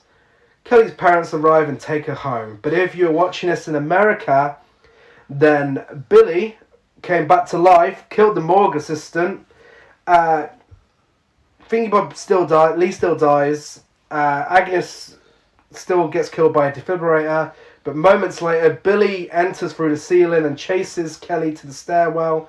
They briefly fight, ending with Kelly pushing Billy off the railing, where he is subsequently impaled on the tip of a Christmas tree, killing him. And that's Black Christmas 2006. That is Black Christmas 2006. Absolute unnecessary garbage.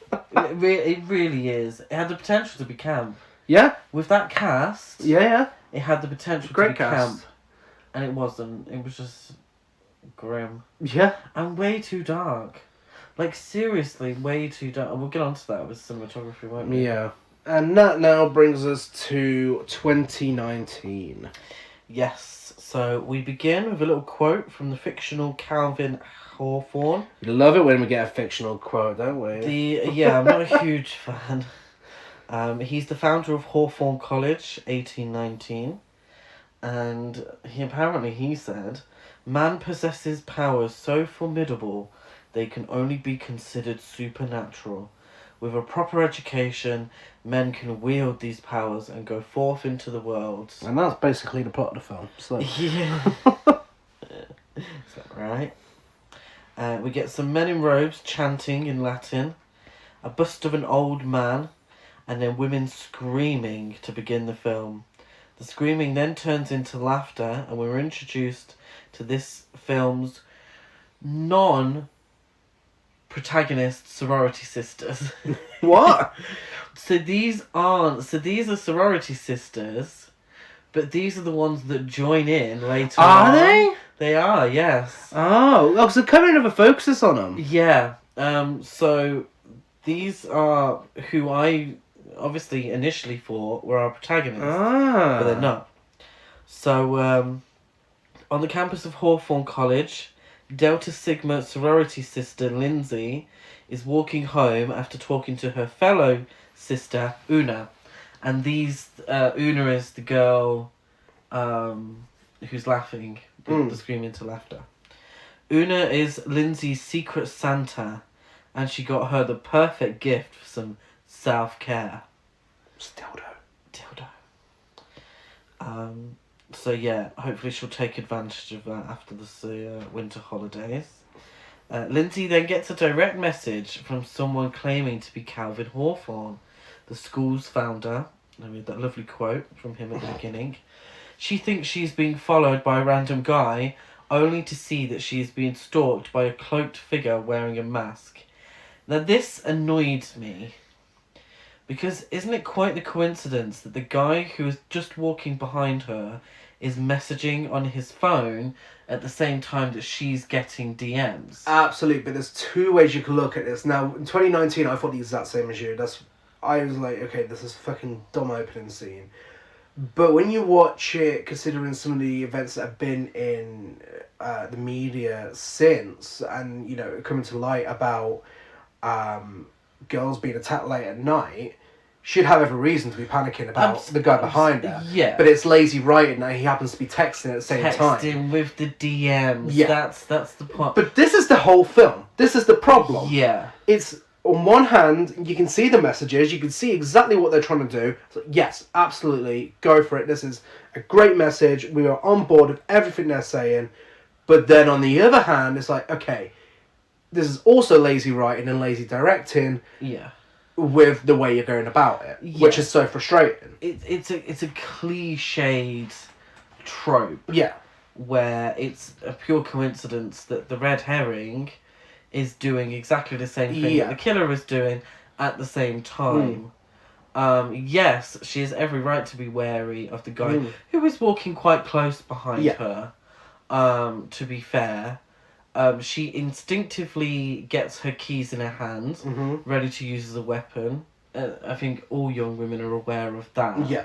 And have been taught to do that. So she's absolutely in her right to be wary of this guy. Because the guy is quite close. Yeah. It's just bad writing. There's this cliched messaging and she's getting DMs at the same time. And also, why is this guy who was very clearly much older than her DMing from the college DMs, I'm assuming. It's never specified, obviously, for copyright and such, what DM app they're using.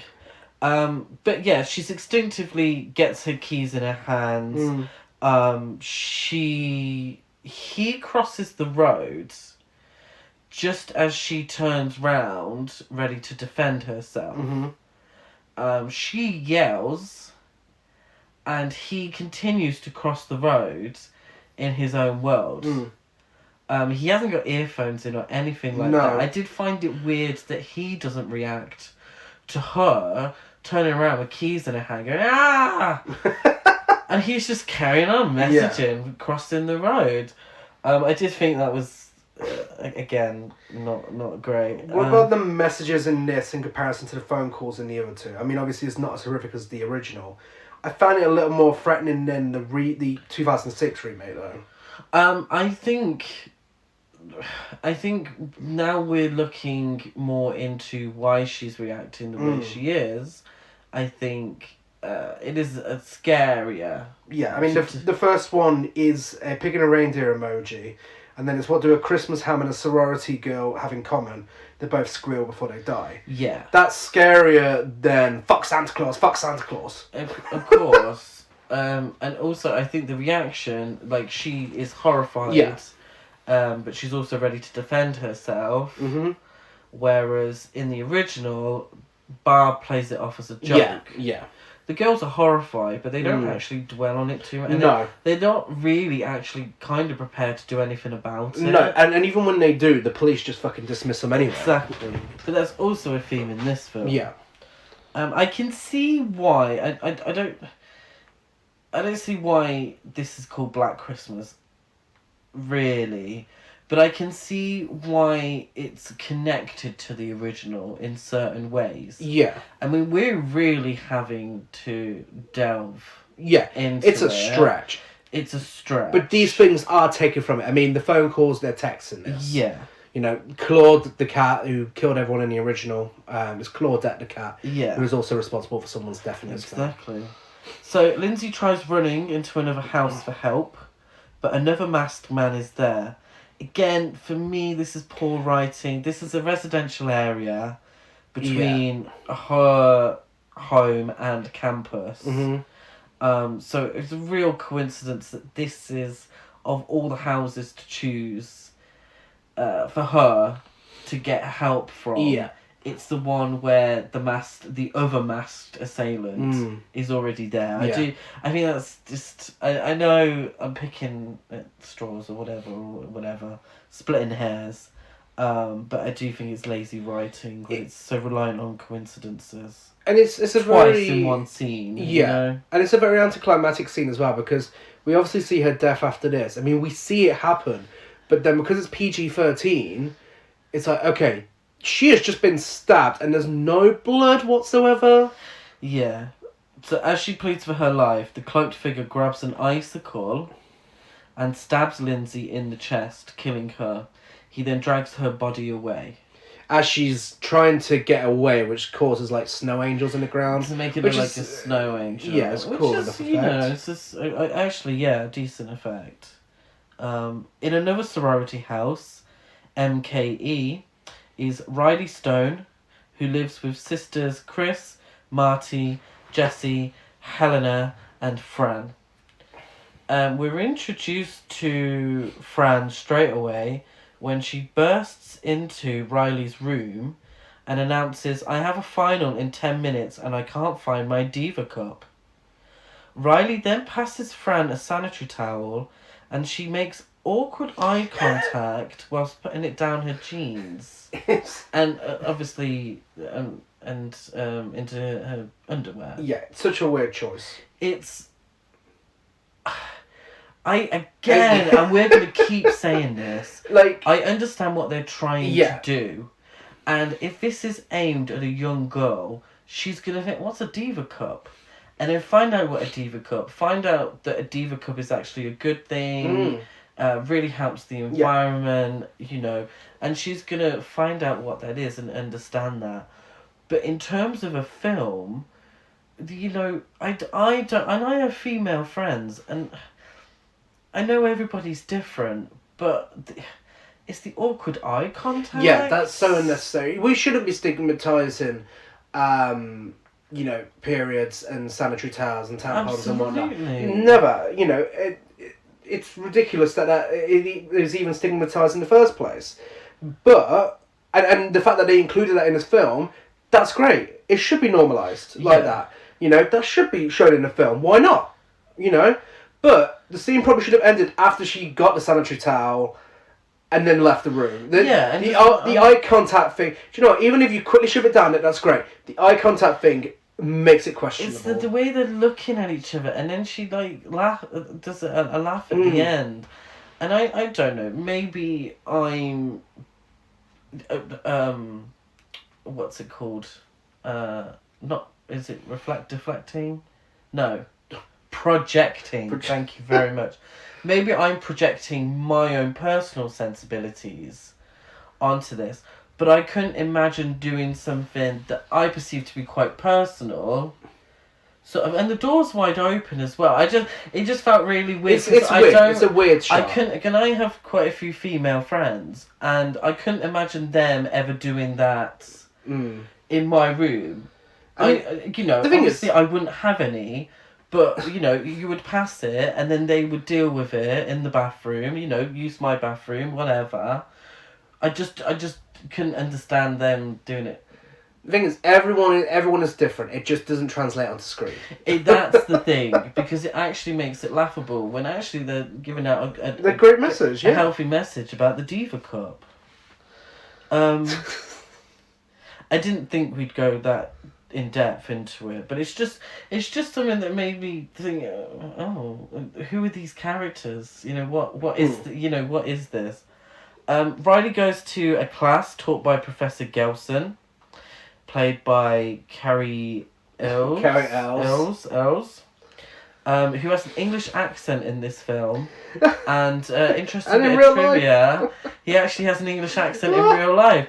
But Gazman over here thought he was putting on the shittest English accent. Because his fucking performance is alarming. His performance is awful. Let's get this out there right now, and we'll discuss characters and performances later. But spoiler alert: there's 2 good performances in this film. Everyone else is fucking shocking, and I think that's why the Diva Cup scene is so awkward. I think that's also why the actress who plays Fran isn't amazing, is she? No. Imogen Poots is great, and the actress who plays Chris is great. But fuck me, everyone else is fucking rough. For a big budget, mainstream, theatrically released film, this is fucking rough.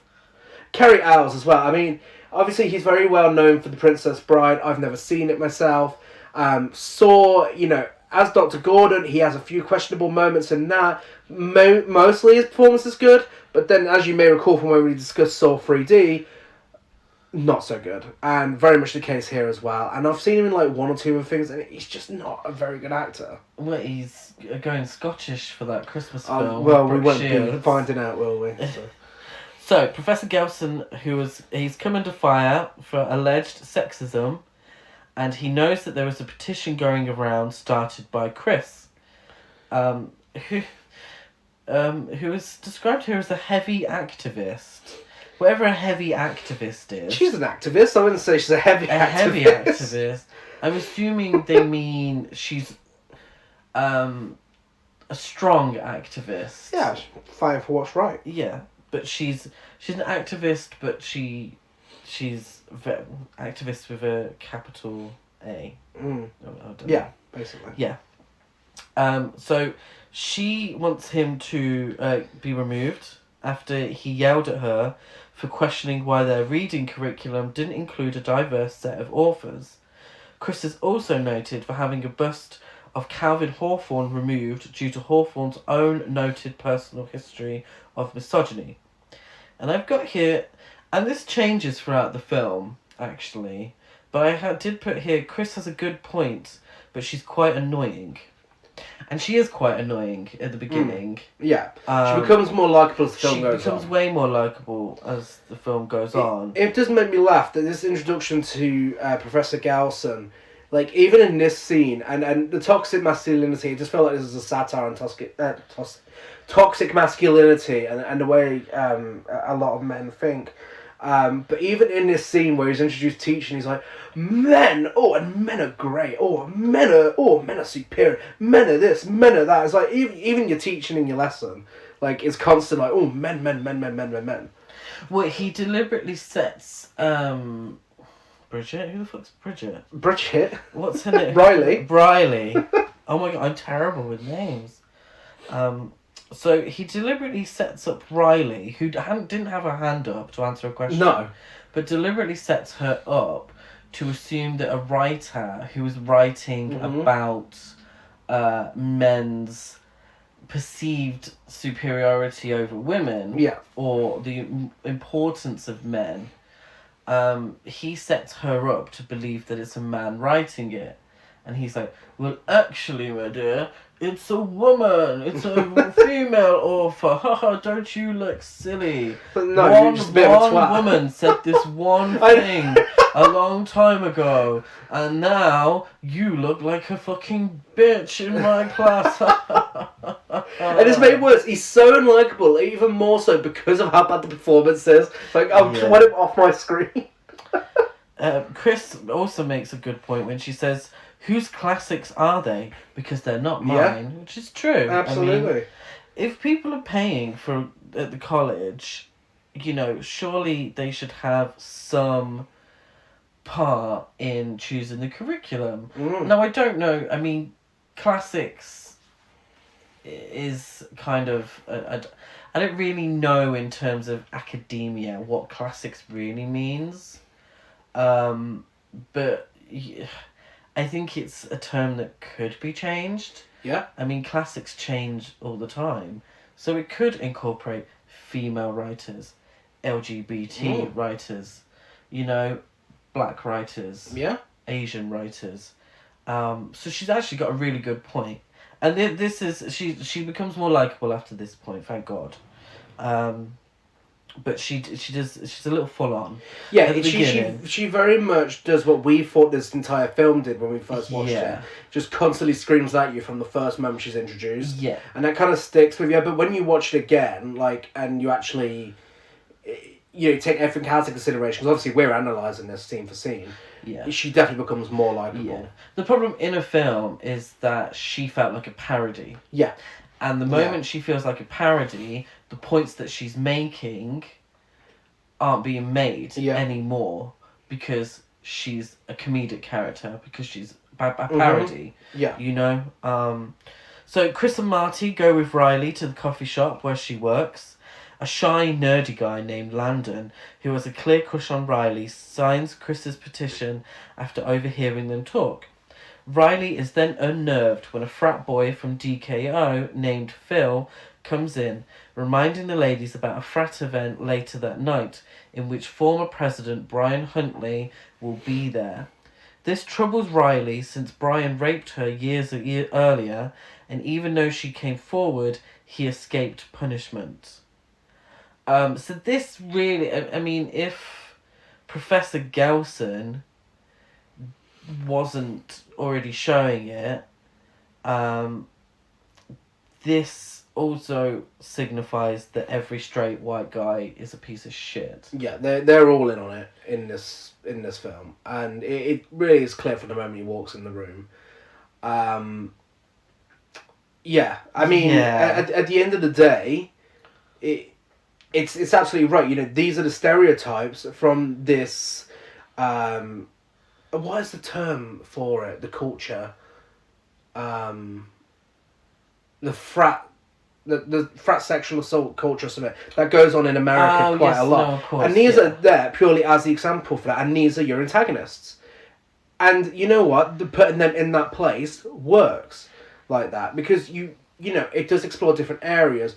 Like you get Landon, who is more likable, but they try and turn him that same way, which obviously we'll get more into later on. You get Marty's boyfriend, Nate. Yeah. Who comes across as really likable at first, but then flips out and tries pulling the whole not all men card later on. You know, it really... I like the fact they've got this selection of characters in there. Again, is it dealt with correctly? Yes and no. Yeah, it's difficult to comment. The fact is, you know, we're two gay guys in Salford, UK. We can't speak on behalf of women. We can't speak on behalf of American women. Yeah. I mean, obviously, it's very much a problem here.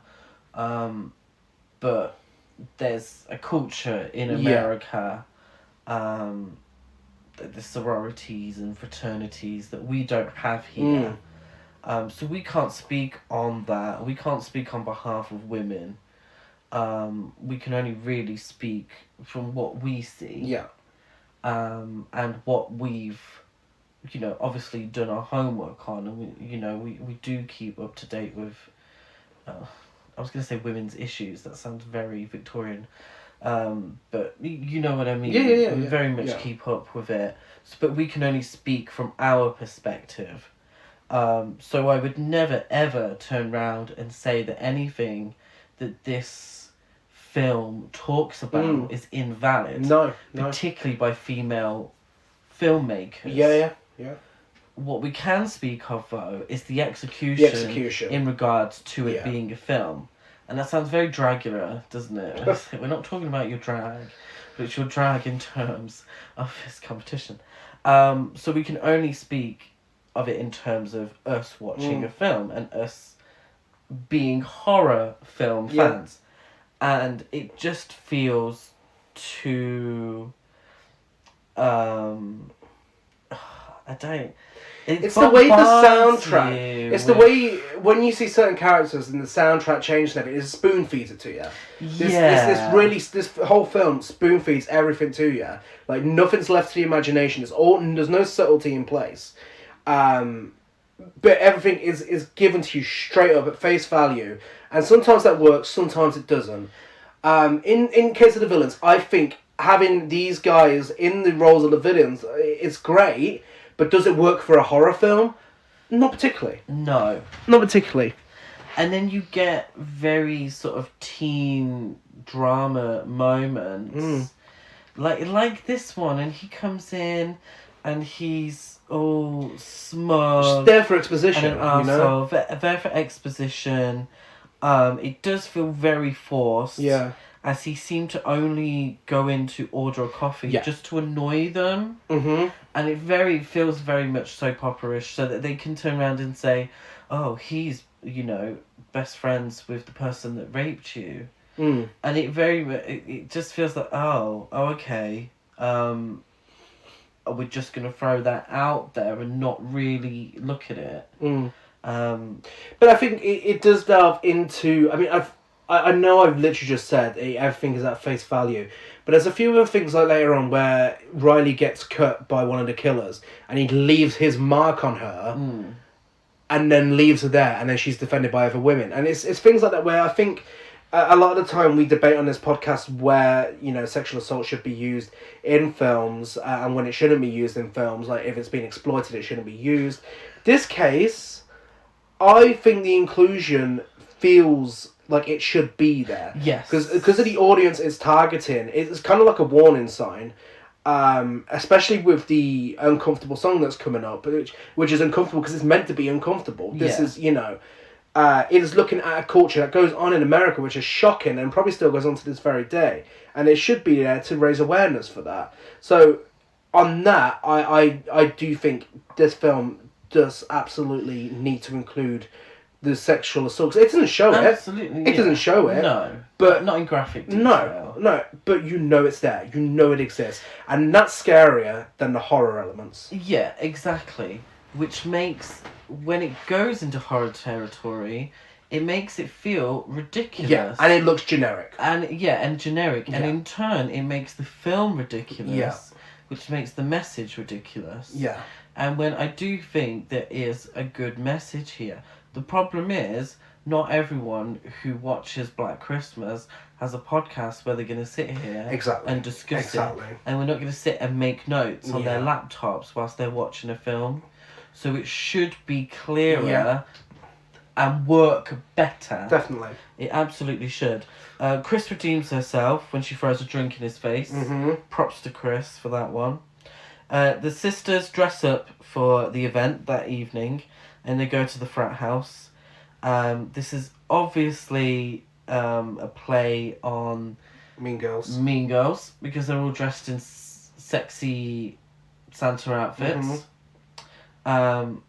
Now, a critique of Mean Girls? I don't think so. No, I mean, like I said, I swear I read that when we were doing a Blumhouse episode, but I think that's just a bit of trivia someone shoved on there. I think so, because I don't think it's a critique. No. I think it's a reference. Yeah. I mean, it also references Exorcist 3 later on. Spoiler alert. I don't think it's critiquing that. No. But yeah, they're in their Mean Girls sexy Santa outfits. While the ladies practice their song, Riley wanders and finds a room where some frat brothers are performing a ritual with Hawthorne's bust, which is leaking black liquid from its orifices. Riley sees a pledge have some of the liquid smeared on his head. Now, I'm going to say this now. She decides not to tell anyone that this happens.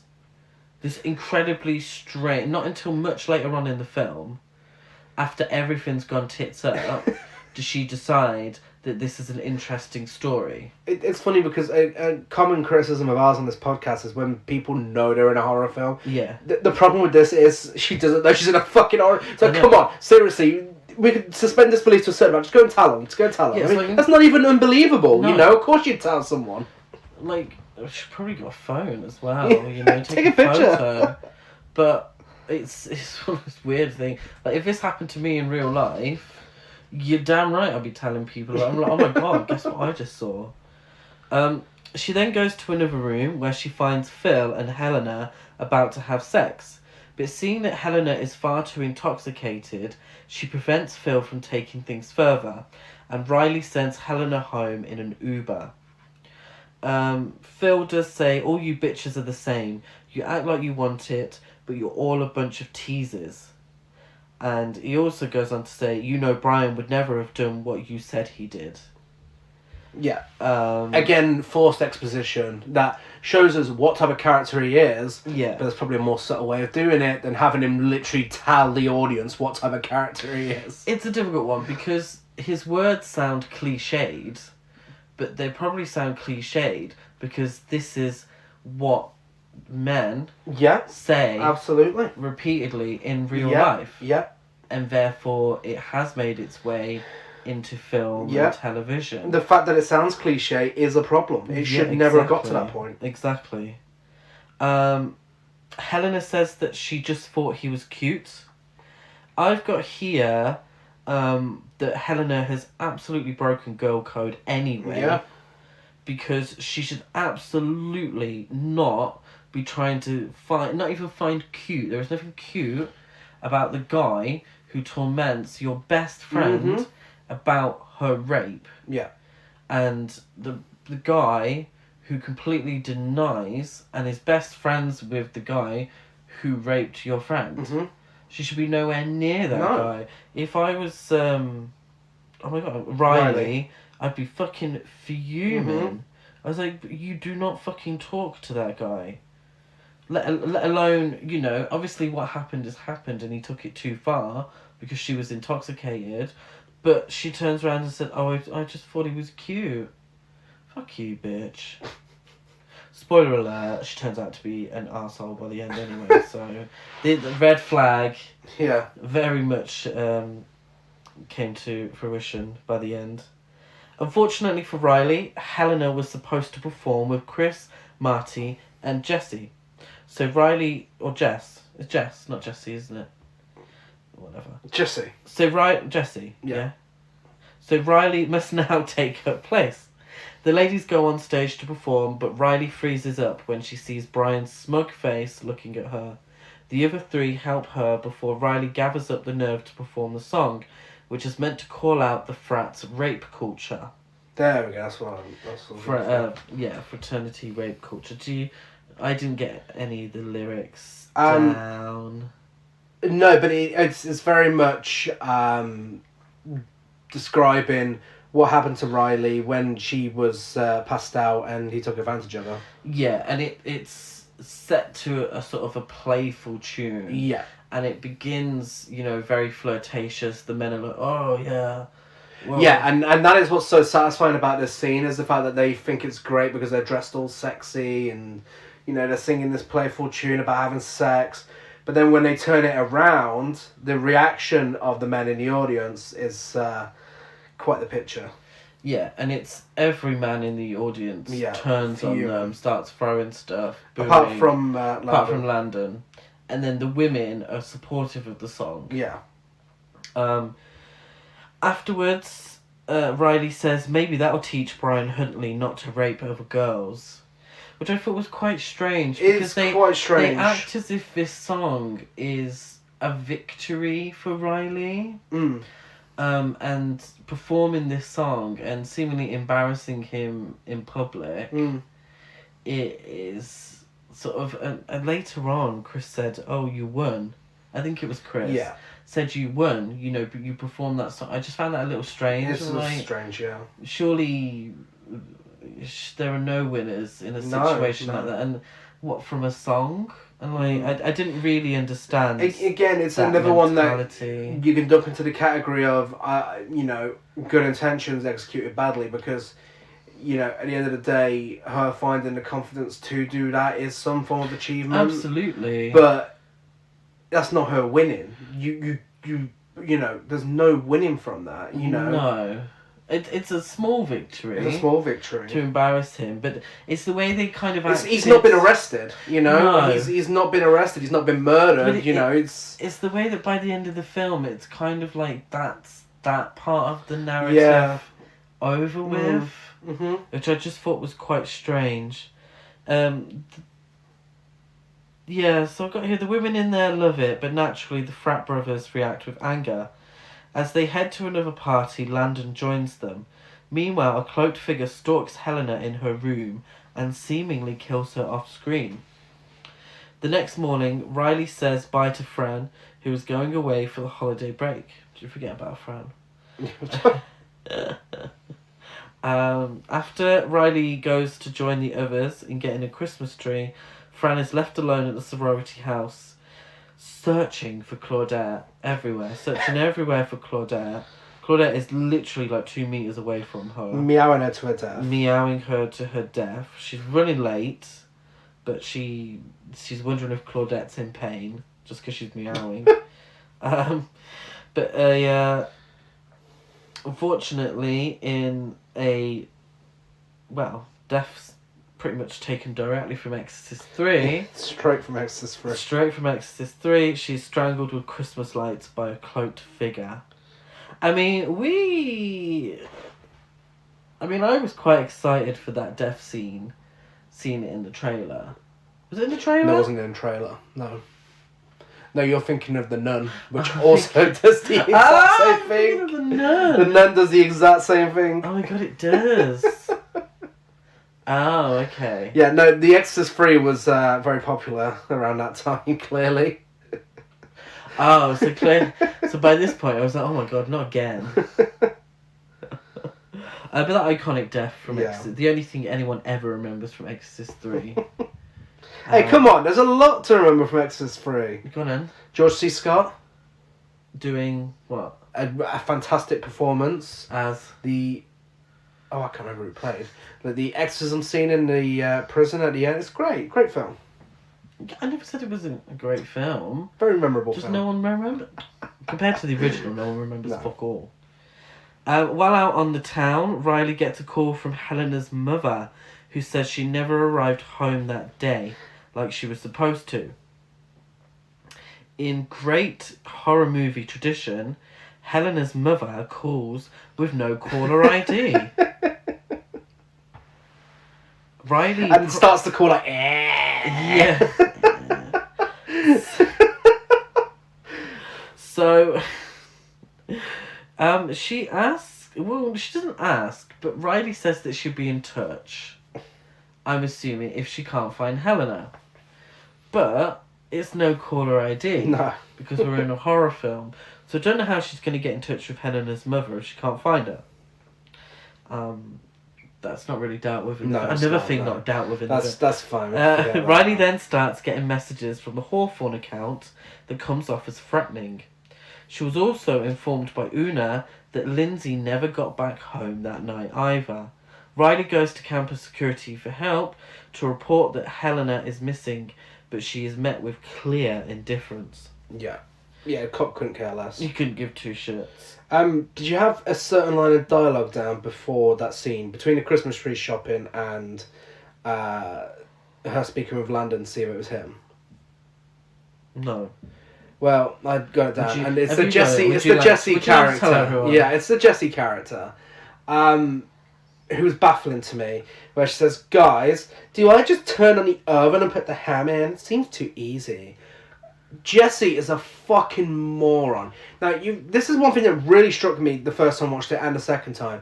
This film has to be empowering to women, right? And, for the most part, it really is. It's, it's a feminist film. Clearly, through and through, you're not allowed to forget that. Great. Why the fuck make Jesse such a fucking idiot? But isn't inherently a woman who doesn't know how to cook more in keeping with a feminist mentality? Yeah, if you look at it like that, yeah, that's a very good point. But also, something how she says a little later on as well, just highlights her as a bigger idiot. It does, and this, again, it's in the execution, is that I feel like potentially the filmmaker was trying to make a point about, do you know what, not all women need to know how to work a fucking oven. And that's great. Or how to cook a ham, excuse me. I think she knew how to work an oven, she just didn't know how to cook a ham. Not all women have to be able to do that. But in the execution, it just makes her look like a dumbass. Yeah. It just makes her look Especially stupid. when she discusses one of her favourite games soon. Yeah. The officer escorts Riley to the DKO house to see if any of them have taken Helena. He's still quite indifferent, even though he's going to see if someone's been kidnapped. But nobody answers, so the cop leaves. Riley then runs into Gelson, accidentally dropping his papers. Among them, luckily enough, she finds a list of the ladies' names, including her own.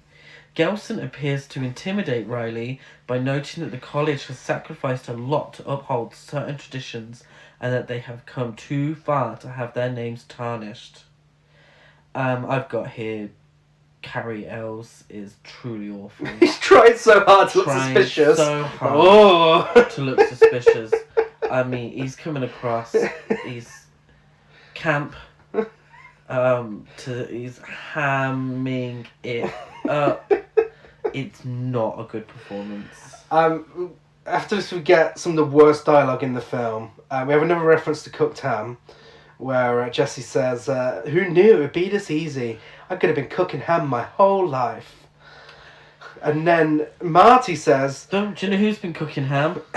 Carrie Owls. Marty says, "Nate, since when do you drink beer?" And Nate says, "I like beer." And then Jesse says, "Okay, new game. My favourite game. Top 3 animals. Go." Are you fucking serious? Your favourite game is top 3 animals? Apparently. Or is it just top 3? Top 3 animals. Yeah, but not animals specifically. No, animals specifically. Okay. She literally says top Well, she 3 comes animals. across as dumb. Where are we now then? So so Riley runs back to the sorority house. Yeah, to this is confront when Chris. Nate has his little not all men rant. Oh yeah. So Riley runs back to the sorority house to confront Chris, who uploaded the full video of their performance from the night before. But she also recorded Riley saying that'll teach Brian not to rape another girl. She thinks the video is what is causing the DKO frat to antagonise them. Although Chris is apologetic, she defends her stance by saying that they cannot let the men try to scare them. Snaps for Chris. I actually just wrote down Chris back at it again with the good points. Yeah. Mm-hmm. I got nothing else to say, to be fair. Right? I think this is. No, I think it's a good. I think this is part of the film that was dealt with quite well. Yeah. Is, because women, women like It's Riley might want to back down. Yeah, it's very simple. Yeah. Riley's scared. Yeah. She has every right to be scared. She's been intimidated. Yeah. But Chris isn't backing down. She has every right to not back down. Exactly. Jesse, who left the room due to arguing, goes to look for Christmas lights. After plugging one set in, she is attacked by a cloaked figure. Again... After asking if Christmas lights expire. Yeah, asking if Christmas lights expire. The goal... Well, I suppose we're not in the Golden Girls territory, but she's giving me Rose from the Golden Girls.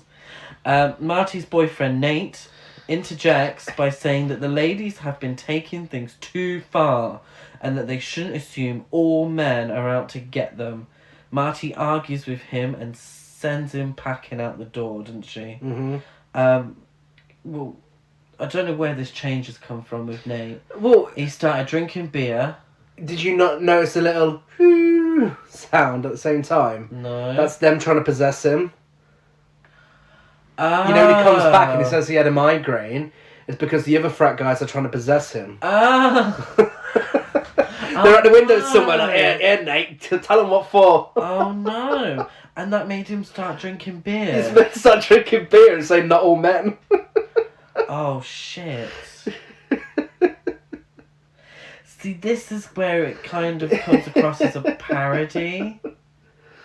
But this argument he had here was a massive thing this year. So this Yeah. is like 2 years ahead of its time. But this could have been...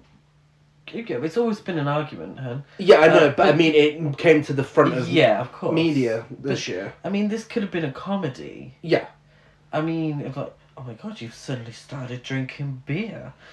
Mm. You used to drink Yeah. pina coladas. Yeah. Where's this toxic masculinity, Yeah. He does not all men them. And he calls Marty hysterical. Mm-hmm. That's another big one, isn't it? Yeah. The cliche factor that's actually based on real life, Mm-hmm. because men still do that. The other three start getting more threatening messages until they find a figure with a bow and arrow shooting at them. Marty is grazed in the leg and they run to hide.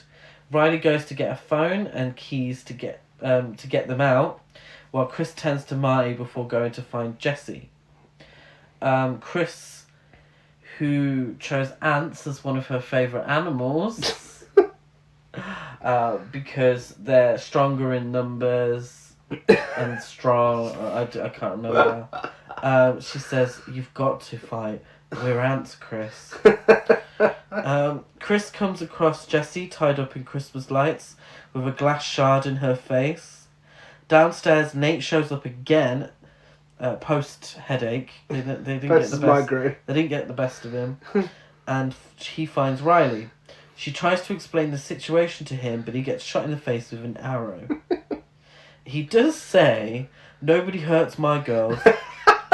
This is a man's," and then he gets shot. Yeah. So I don't know how was he going to finish that sentence. Man's job. Man's job. This is a man's world, but it'd be nothing without a woman or a girl. Yeah, I'm not sure how he was gonna. I'm not sure what the message was there. No. What are they trying It's just to that say? he just randomly got a slight bit of toxic masculinity back and then and got killed. The figure attacks Riley, but she stabs him in the throat with her keys, killing him. Another figure attacks as Chris and Marty come downstairs. Marty threatens him with a hatchet, but the figure stabs her in the stomach. Riley and Chris run to the kitchen and are attacked, but they stab the figure to death. Just before Marty dies, we're led to believe that she contacts the police. The same police officer from earlier goes to Delta Sig, though, to find Una killing a figure, but another figure kills the officer. There's absolutely a reference to Silence of the Lambs. It's Silence of the Lambs, yeah. Which is great. If you're going to reference a film, you might as well reference the best film ever made, so props to you, mama. Riley notices there was no blood coming out of the guy they killed. It's because it's PG-13. Because it's PG-13. She unmasks him to find the pledge she saw the night before, realising he was possessed. Again, I've got here. This is an interesting story that I'm surprised she's only telling now. Yeah. Riley goes to DKO by herself to confront the frat after her and Chris argue again about whether Chris believes Riley or not about the whole possession thing. The police wouldn't believe her when she was raped. Why would they believe her now? Is essentially what she's saying. You know, they have to tackle it head on, which is quite interesting because it wasn't too long ago that Chris was the one who said we need to tackle this head on. So it is interesting how those roles have reversed slightly. Riley is found by Landon, who offers to help her. He goes into the frat house to break things to get the brothers' attention. Tells him to suck a fat fart. He does tell him to suck a fat fart. Well, they have ruined all his DJ stuff, haven't they? Chris drives to get help and picks up Una and her sisters after learning that they are also being attacked. Where's their story? I know, yeah. I would have been interested in their story as well. Are they planning on doing it as a sequel? Maybe. Has there ever been a film that's just... like, it's a sequel, but it's actually just the same story from a different perspective? I think there has. They were planning on doing that with Cloverfield. Oh, really? Like, there was another guy with a camera on a bridge scene. So they were going to do it from his point of view. That would have been interesting. I wonder if a film ever... Let us know if it has. Well, I mean, the MCU's doing it all the fucking time. So. Yeah, essentially. Let us know if a good film has ever done it. Oh, shit, don't start this shit. Let us know if a non-roller coaster is like. Oh, please confirm to everyone that you're not being serious. I'm not being serious. Anyway. Annabelle Creation. The ending is the start of Annabelle. Oh, yeah. Yeah. But it's the same thing happening to them. Are they in the same place? Yeah. When the neighbours get killed, remember? Oh, yeah. So one of the frat bros says to Landon, "Got a headache, bro? That's just the founder bringing out your true alpha." Oh my god. This should have been a parody. This film should have been a parody. Riley makes her way inside and finds a room where Helena is tied up. She frees her, but is then knocked out by a cloaked figure, all while Helena gives a sinister smile. The cloaked figure says, "Nice work, sweetie." Actually, I made that sound more camp. Nice work, sweetie. It's not Mae West. I can't not make it camp. Now I just sound like Joanna Lumley.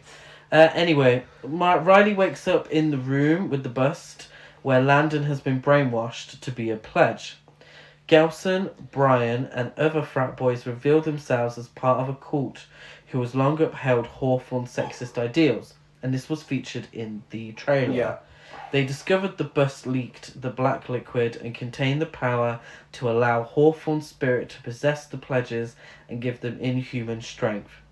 Helena was complicit and obedient, which allowed her to be spared. This doesn't last long, as they use Helena to demonstrate their power by having a pledge violently break her neck. Riley appears to give herself up and submit, but she just uses it as a distraction to grab her comb to attack Brian. So the comb, what they needed to set these possessed frat boys onto the women was an item of theirs. Yeah. So Helena had borrowed this from Riley earlier, this comb, blah blah blah. The Diva Cup was one of them. And then it's sort of set up that the women that were targeted are all women who too feminist. Yeah. Essentially, are too even some of them who were only ever so slightly feminist. They were all set up to be murdered. I was a bit, I don't know why it was played out like a slasher film where they're being killed one-on-one, and then suddenly all these possessed frat boys Yeah, it's stupid. start killing Absolutely them. stupid. It doesn't, the ending really is shit. Did not need to be a call. Really is shit. Where was I? Oh, Riley appears to be giving herself up and submit, but she just uses it as a distraction to grab her comb to attack Brian. Soon, Chris leads Una and her sisters inside to fight the brothers. Brian attacks Riley, but she overpowers him and smashes his head hard enough to kill him. She then grabs the bust and destroys it, taking away the brothers' powers. Chris then...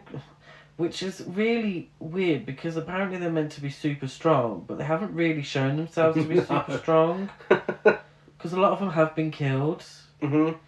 Chris then grabs a lantern and throws it at Gelson, setting him on fire. The ladies and Landon leave and lock the brothers inside as the house burns to the ground. Absolutely ridiculously stupid ending. Then we get a mid-credit scene where Claudette, the cat, is licking up the black goo. Oh yeah. Licking up toxic masculinity. Riley has a one of those good for her smiles on her faces when the film ends. She does, yeah. I was hoping she'd do the whole like end of Suspiria where she's like it's raining and she's relieved and such. Yeah, really awful ending. Yeah, it is. It becomes parody. Yeah. It really does, which makes the message so much harder to understand and to get. It's a frustrating film, especially on this rewatch where we enjoyed it more than we did the first time, because it just shows there is a really good film to be found within this. And I really hope Sophia Takal learns from the mistakes from this one and puts it into something that's even better. Yeah. Because there's so much potential there. There's so much potential. It's definitely got those signs in there of being something so much better. And there are some really great scenes in there. There's so much messiness as well, though, to go with it. It just really could have been something else. Yeah, it's a mixed bag, really. And for me personally, I think the bad outweighs the good. But I do think something great could have been made out of it. I think what held it back was that it's a remake of Black Christmas. Yeah. And that it had to be a slasher film. Absolutely. And I really do think that held it back. Other films have dealt with the same kind of subject matter much Promising better. Young Woman. Promising Young Woman does it. And does it 3 times as good. And it doesn't commit to being a horror film. No. This didn't need to be a horror film. Yeah, it because it was a remake of Black Christmas, it had to commit to being a horror film when it shouldn't have been. But I was thinking probably more Slumber Party Massacre. That takes the humour and goes with it, but still has that obviously feminist touch to it. Yeah. But disappointing. Yeah, disappointing. But I wouldn't say don't watch it, because it's not bottom of the barrel trash. No. And, a film with a message like that has to be seen. Just don't expect a slasher film. No. Oh, don't expect Black Christmas. Don't expect a good slasher film, but expect a interesting Yeah. slasher film. So getting into comparisons, we've got cinematography, scares, kills, and soundtrack. Again, the 2019 film couldn't be any more different from the other two, but this will be us comparing it. Yeah, pretty much the Dracula speech that Chris gave earlier. Yeah. 1974, the POV shots, the intrusive cinematography. Oh my god, it is a beautiful film. It's just as stunning as it is terrifying. Those constant bright Christmas lights. Yeah, and the thing is, using Christmas lights towards cinematography is not something I'm always a fan of, but it really works here. Yeah. It's disorientating. Yeah. Like it's meant to be. Yeah. Yeah, just really well done, especially for what is a low budget. Yeah. It's easily amongst the top 5 scariest films I've ever seen. It never gets any less effective, no matter how many times I watch it. Mm-hmm. And the scares don't necessarily come from the death scenes. No. I find a lot of horror films, the shock or the scares or the horror comes from the death scenes. I actually find the build-up to be scarier than the eventual murders. The phone calls, Billy watching, you know. Absolutely. But when it does come to the kills, the off-screen kills are so effective. Yeah. It is a masterclass in what you don't see scares you. There's little to no blood. Exactly. You know, it doesn't need to be gory. Leaving it to your imagination is way more effective. And now, I'm not sure if I've said this one before, but because you care about the characters, the kills are, even though less gory, they're more effective. Yeah, definitely. And the soundtrack is just perfect. It's absolute perfection. Yeah. You know, it's a sound that it's not easy to create, and it shows. It's so unique. Mm-hmm. And it's so atmospheric. 2006, cinematography is what it is. Dark is what it is. Oh my god, turn on the lights, for fuck's sake. There's some scenes where it's fine. At an absolute push, it's fine in some scenes, but it is mostly just really dark, and it feels intrusive, but not in a stalker kind of way. I found the camera was often too close to the actors. Yeah. Like when it's showing you Billy's mother, like I said, it's trying its hardest to show how obnoxious she is by shoving the camera in her fucking face. Yeah. It's so weird. It just doesn't work. The dumb cannibalism storyline and incest to add to the horror. No, it's not scary. It's stupid. It tries too hard with the kills, which isn't always a bad thing. You know, there are some good kills in this, as a slasher film, taking away the fact that it's a remake. The obsession with eyes is a little weird, but there's still some decent kills. The icicle thing is, I'd say, it's camp. It's camp. It's stupid. It is stupid, yeah. But, you know, that's what you want to see in a slasher film. That's great. Yeah. But it's worse when you consider what film it's trying to remake. Yeah, the thing is, if you're going to go for something, you need to go for it. And it didn't fully commit to the camp. No. Which is jarring. Yeah. It's jarring. You have this silly death. And I enjoy gore in films. I mean, if you're watching just a run-of-the-mill slasher film, you know, a bit of gore, it's like, oh yeah, nice. Yeah. You know, there's a magic to it, you know? But in a film like this, and the film that it's remaking, like you said, it needs to fully commit to being a camp, almost comedy. Yeah. Or it just doesn't work. Yeah. Because there needs that subtlety that the original had. And the score isn't terrible, but it does feel like it's trying to rip off Nightmare on Elm Street every now and then. It does, and also, and I'm not necessarily against this, but unlike the original didn't do it, but there's a reliance on Christmas songs. Yeah. There's lots of Christmas songs. I don't really... Swan Lake, I really don't Swan mind Lake it. that they keep playing. The ballet is it theme. The Sugar Plum Fairy one. Yeah. That's from the Nutcracker. Yeah, we're sophisticated here, honestly.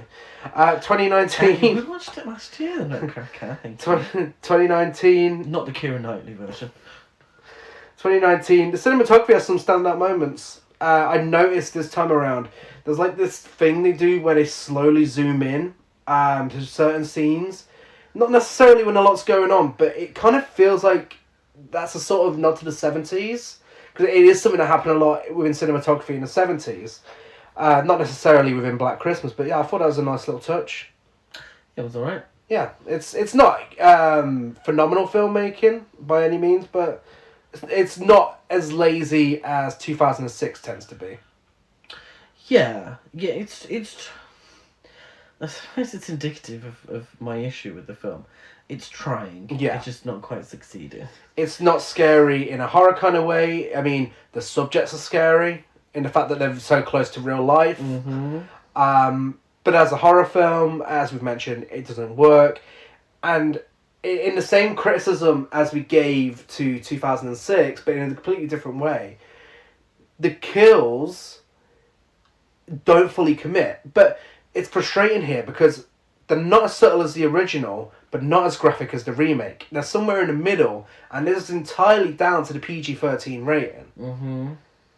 Which, whereas I understand why they were going for a PG-13 rating and why I think it's a great reason, there's no denying that it affects the film. Yeah. Like Jessie's death. Yeah. I mean, when I described it, I described a piece of glass in her face. You don't see her face with glass in it.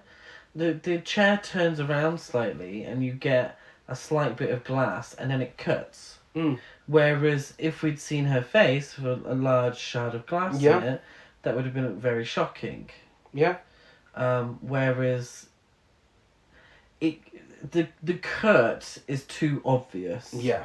And it takes you out the moment. Yeah. 'Cause you're like, oh. It's obvious from the first scene with Lindsay. The icicle, yeah. Yeah, it's obvious from that scene. As soon as you see that go into her chest, and you see it go into her chest, and there's no blood, not a sign of blood, you know, oh shit, this is PG-13.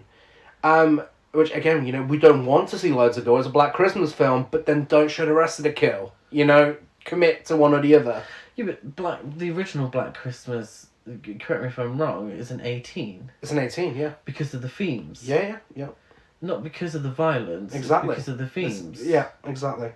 You know, Texas Chainsaw Massacre isn't a bloody film. No. But the themes on display and the relentless scare, you know, the relentless horror of it all makes it an 18. Yeah. It doesn't have to be one or the other. You can... It should have been R-rated, really. It should have been R-rated. And the soundtrack to 2019 is completely forgettable. I couldn't tell you a thing about it. No. So the winner overall of our first few rounds are... This is obviously 1974. Of course. Moving on to characters. This was difficult. Really difficult to compare. So I've lined them up as much as I can. Some may disagree with what I've come up with, but this is what I've got. So. Yeah. Final girl. So we have Jess, Kelly, and Riley. Jess played by Olivia Hussey in 1974. Kelly played by Katie Cassidy in 2006, and Riley played by Imogen Poots in 2019. Olivia Hussey is fantastic. She's so good. You know, as we mentioned, her character alone is enough of a feminist message for the entire film. You know, an empowering character who's taking control of her life and her body, and, you know, she fights her way to the end. She does. And she actually ends up killing who she believed to be the killer. Yeah. She fights back. Whilst also removing all of her life's problems by getting rid of this guy. Yeah, to a certain extent. I mean, she wasn't right in the end. No, she wasn't right. She didn't get the right killer, but you know. She committed to it. Yeah, just for 1970, you have to look at things in the context of when they were made. And for 1974, that is very forward. Yeah. To have your, you know, protagonist, a female, pregnant, gonna get an abortion, doesn't want to get married, you know, career and life orientated, out for herself, and not in a bad way. No. I don't think that should be conceived in a bad way anyway. No. Being out for yourself, you know, she loves herself, she knows what she wants. I think that's very forward. Yeah. And Olivia Hussey does a fantastic She job does. playing these scenes as well, which really helps. Yeah. And also, I mean, who else can pull off that yellow trouser and jumper combination? Oh my god, slaying it. Her collars are always popped. She looks great. Katie Even in that jumper where it looks like someone's grabbing her boobs. Katie Cassidy. Fucking hell. Has there ever been a more dull final girl? Like, there's no personality there whatsoever. There's nothing to her.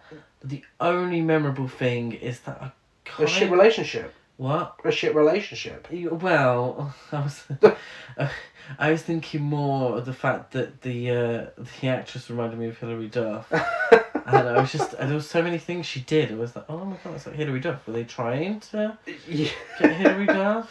Well, poor Katie Cassidy. She had the bad remake curse, didn't she? What else was she in? Nightmare on Elm Street, When a Stranger Calls. Oh. Again, another really great modern actress who just gets really shit roles. Why? What's she been in where she's done a good performance? Supernatural, I believe she was in. She was good in that. Oh, okay. Hey, hang on. Beautiful girl. Who said she gave a bad performance in Nightmare on Elm Street? It's a shit film, but was Katie Cassidy the worst thing about it? Absolutely fucking not. No, was she not the worst thing about Black Christmas 2006? No, she's not, but she's up there though. I mean, it's a close call. her character in particular is up there. She's just nothing. There's nothing. I couldn't care less. I always forget she's the final girl. But in every single one of those characters, and I said this to you before, and I'll say it now, is I only cared about them because of who was playing them. If they were played by anyone else, because that's a damn good cast, if they were played by anyone else, I could not give two flying fucks about any of the characters in that film. Yeah. I don't know why they didn't just give it to Mary Elizabeth Winstead. Well, the lead. Yeah, I don't know why she just wasn't the final girl. She's literally on the DVD cover. The character would still be boring. Well, yeah, I suppose. She would. No, the thing is, you stan her. I stan her. But she would still have to be playing a really boring character. It's true. Imogen Poots, I think is the best performance of 2019. Not exactly a difficult thing, but I think she's great and a very interesting... of the film? Of 2019. Oh, yeah. Not of 2019. No. Of the film. I was like, oh my god. Yeah, great performance. Very interesting and layered character. Who's very likeable. As a symbolism of, things that many women go through, and she's there as a character in that film to represent that. And I think so. I wish she'd had a little more to do and to work with in terms of acting. But yeah, she puts in a fine performance. Yeah. I hated the hair though. The hair was a choice. Hated the hair. But yeah, I mean, way more interesting than Katie Cassidy's character in 2006. Oh, absolutely. Fucking oh my god. Leagues more. But the winner is Olivia Hussey, of course. I think so. I do think so. And props to, the 2019 protagonist, but why do we forget her fucking name? Riley. But I do think for the time that was very progressive. Yeah. Second main character, I've got Phil, played by Andrea Martin in 1974. Okay. Christine Clokes Lee in 2006. And Chris, played by... now, I hope I'm pronouncing this right. Elise Shannon. Yeah, looks like Elise. Yeah, Elise Shannon. Elise Shannon. In 2019. Andrea Martin as Phyllis is great. She's not given a lot to do. And I've only put her as a second main character because she makes it almost to the end. She does. But she's a sensible character. She's likeable. She gives a good performance. Just normal playing character, and sometimes that's all you need. Yeah, she has a very tight perm. Yeah. Very tight perm. She reminds me of, it's in The Simpsons, the guy from high school that's always trying it on with Marge. Is it Marty Fly? No, not Marty Fly, he's in the sky.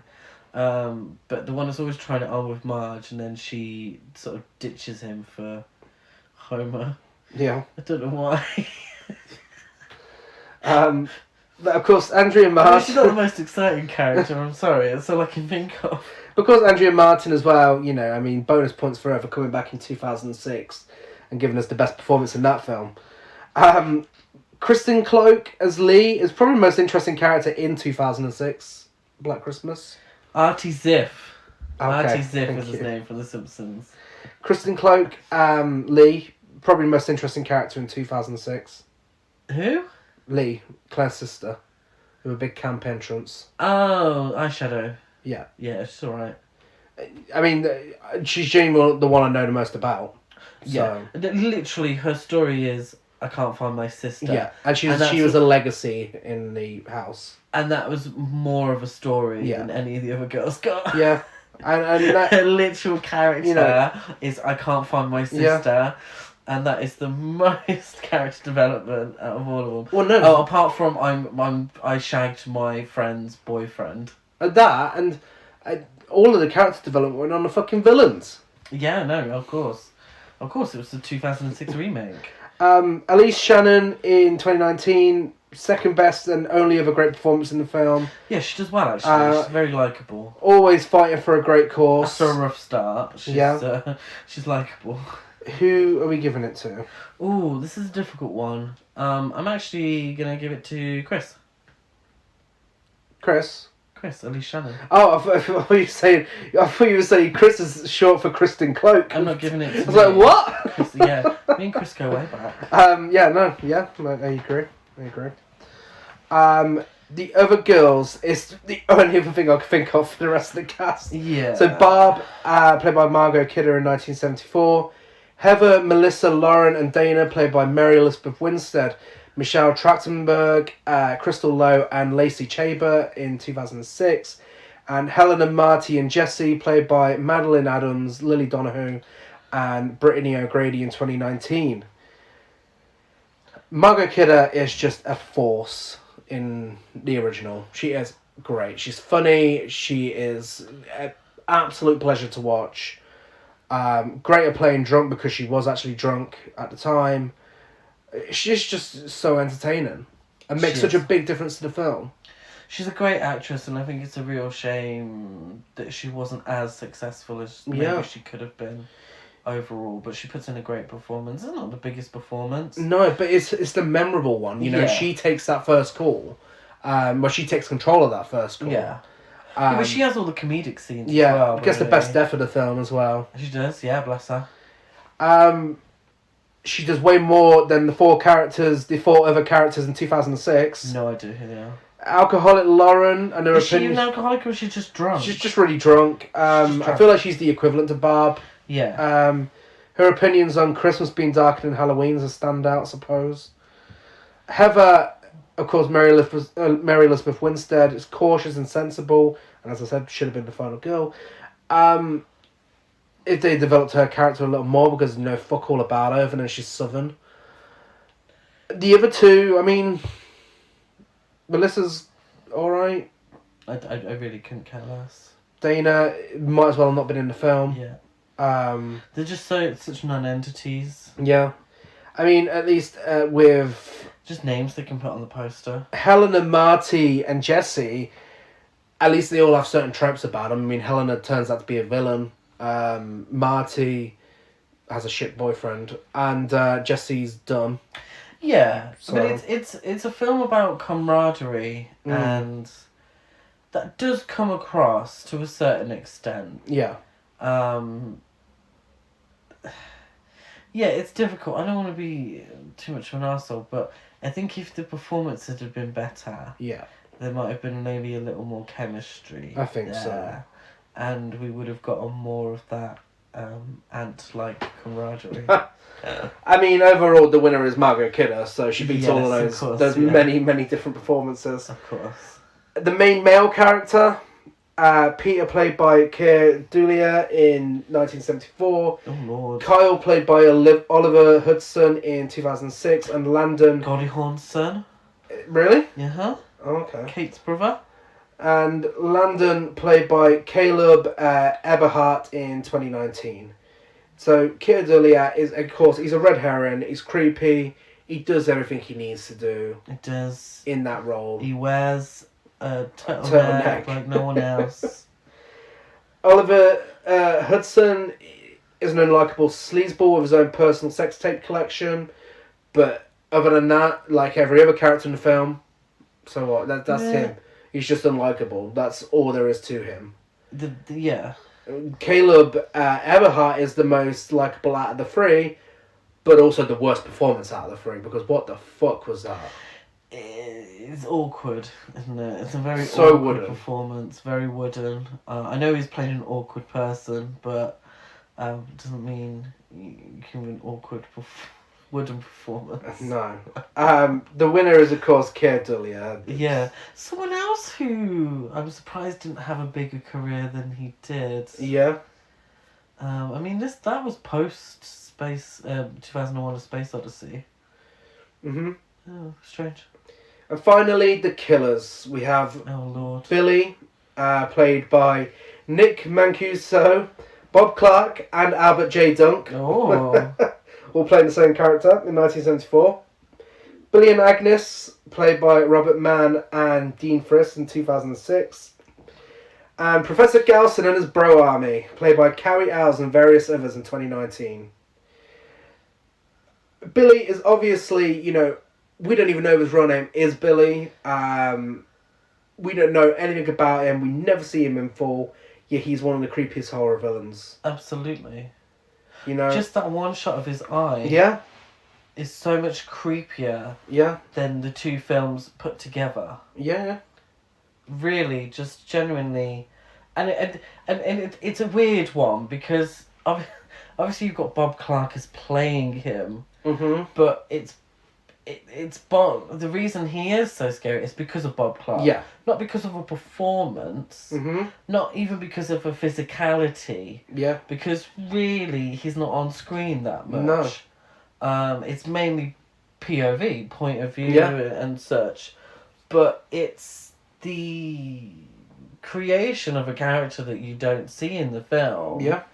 And what your mind creates as well that adds to it. Yeah. And it's, for me, those phone calls. Yeah. Those phone calls are the highlight of the film and the scariest part. Yeah. 2006, we just see too much. Way see far too much. Agnes's face is so overdone with makeup to the point it looks like a Michael Myers mask and not one of the good ones. And the weird emphasis on Billy's jaundice was just distracting. Like, why was that a thing? Why did it need to be a thing? Yeah. His face was the fucking brightest thing in the film. Yeah. Yeah. Because it was jaundice. Yeah, and that's the weird... It's the kind of like... So we've got this Billy. So in the Billy in the original film, you don't even know if his name's Billy. Yeah. Billy in 2006, Billy, he's got jaundice, he had an abusive mother, he has a child through incest, he's a cannibal, ate his mum. You know more about him than you know about anyone else in the film. He loves picking people's eyes out. Yeah. It's like, oh my god, okay.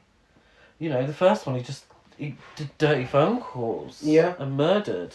This guy's got his fucking medical history. And then you got Carrie Owls, again, someone who don't really know much about, but it's just really shit. It's just shit in the role. And I like the idea of it being an allegory for shit men, with the whole, having more than one and everything. That's great.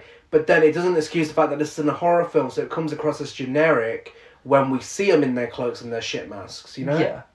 But again, it just throws it all out there at the end. It's like, and you try and catch something. And to compare it to Slumber Party Massacre again. Slumber Party Massacre, the killer in a lot of slasher films, embodies toxic masculinity. Yeah. That film felt the need to show us a physical toxic masculinity. Yeah. It really could have benefited from some subtlety. As could have Carrie Elwes' performance. Really have benefited from some subtlety. So the winner of that round is, of course, Billy and the three actors who play him in the original. And our overall winner is, of course, Black Christmas 1974. Yes. you know, again, it's not a film that needs to be remade. A sequel would have been nice if Bob Clark did it with Olivia Hussey and John Saxon. That would have been great. But, you know, maybe someone can make that work one day in the future. I mean, obviously John Saxon's not alive anymore. Olivia Hussey is.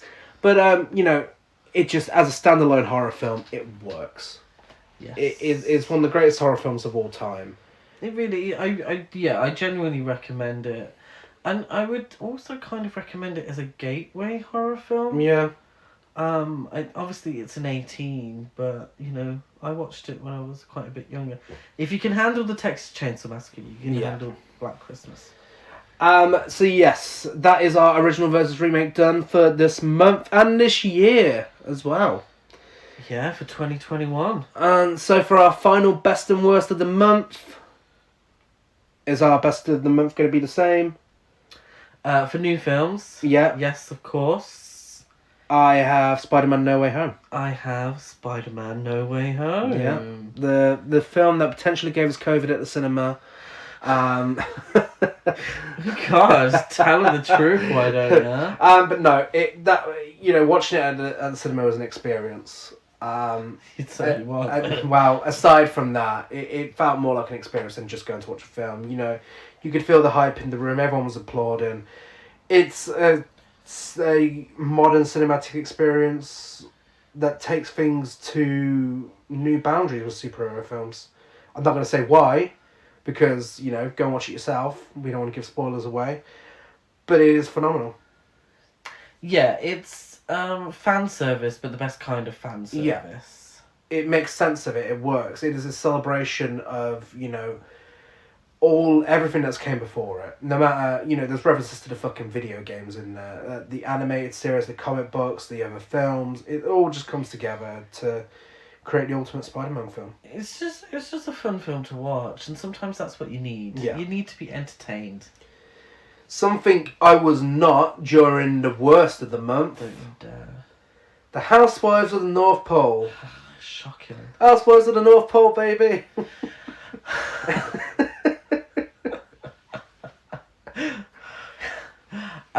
No one's gonna get that. Someone's gonna get it. No one watched that series. It's bad. It's so fucking bad. Is this not your worst of the month? No, it's not my worst. Are you fucking serious? You showed me Santa's Summer House. Okay, no, worst new release. New release. Oh, I suppose that is a new release, isn't it? Yes, it is a new release. No, the worst of the month new release is The Bitch Who Stole Christmas. It's close between the two, but it's close. At least there's some great drag queens in Bitch That Stole Christmas. That is very true. Carl Richards, how dare you? Carl Richards is not a drag queen. No, but she's on your most watched. She is, yeah, and her performance in this is fucking awful. She was good in Halloween Kills. I'm excited to see her in Halloween Ends, but fuck me. She was terrible in this. How can you have a bunch of Real Housewives in a film that is essentially just ripping off a mixture of Death the Halls and Christmas with the Cranks and not have it camp, not have it fun? Like, seriously, even if this was bad, it should have been so bad it's good. It's not even that, it's just fucking boring and lazy and shit. And the biggest highlight is Lisa Barlow rhyming Trish with Commish.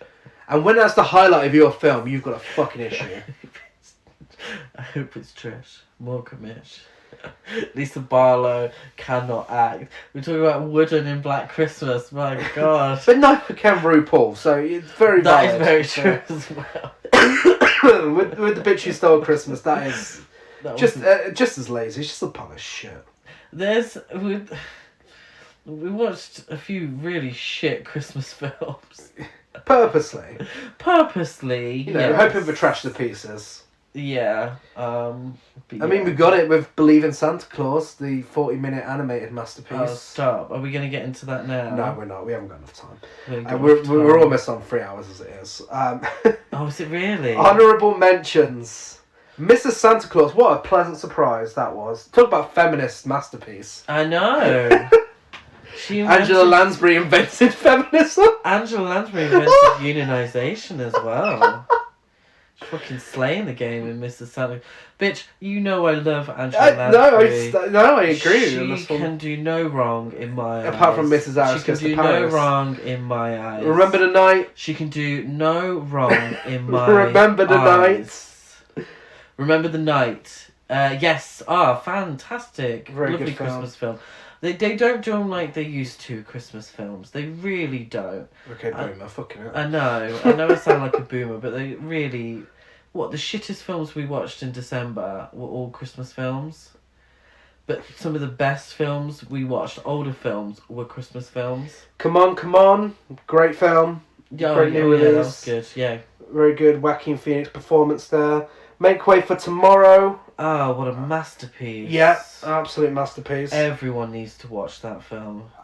Don't normally mention it, but TV series is the new Chucky series and Twin Peaks: The Return are both series we binged this month, and both were fantastic. Oh, we're talking about TV No, series? not usually, but No. I think both of those deserve a mention. Yeah, they do actually. They're both fantastic. Really enjoyed Chucky. Really pleasantly surprised. Yeah. I wasn't surprised by Twin Peaks. I knew it was going to be a masterpiece, and it was.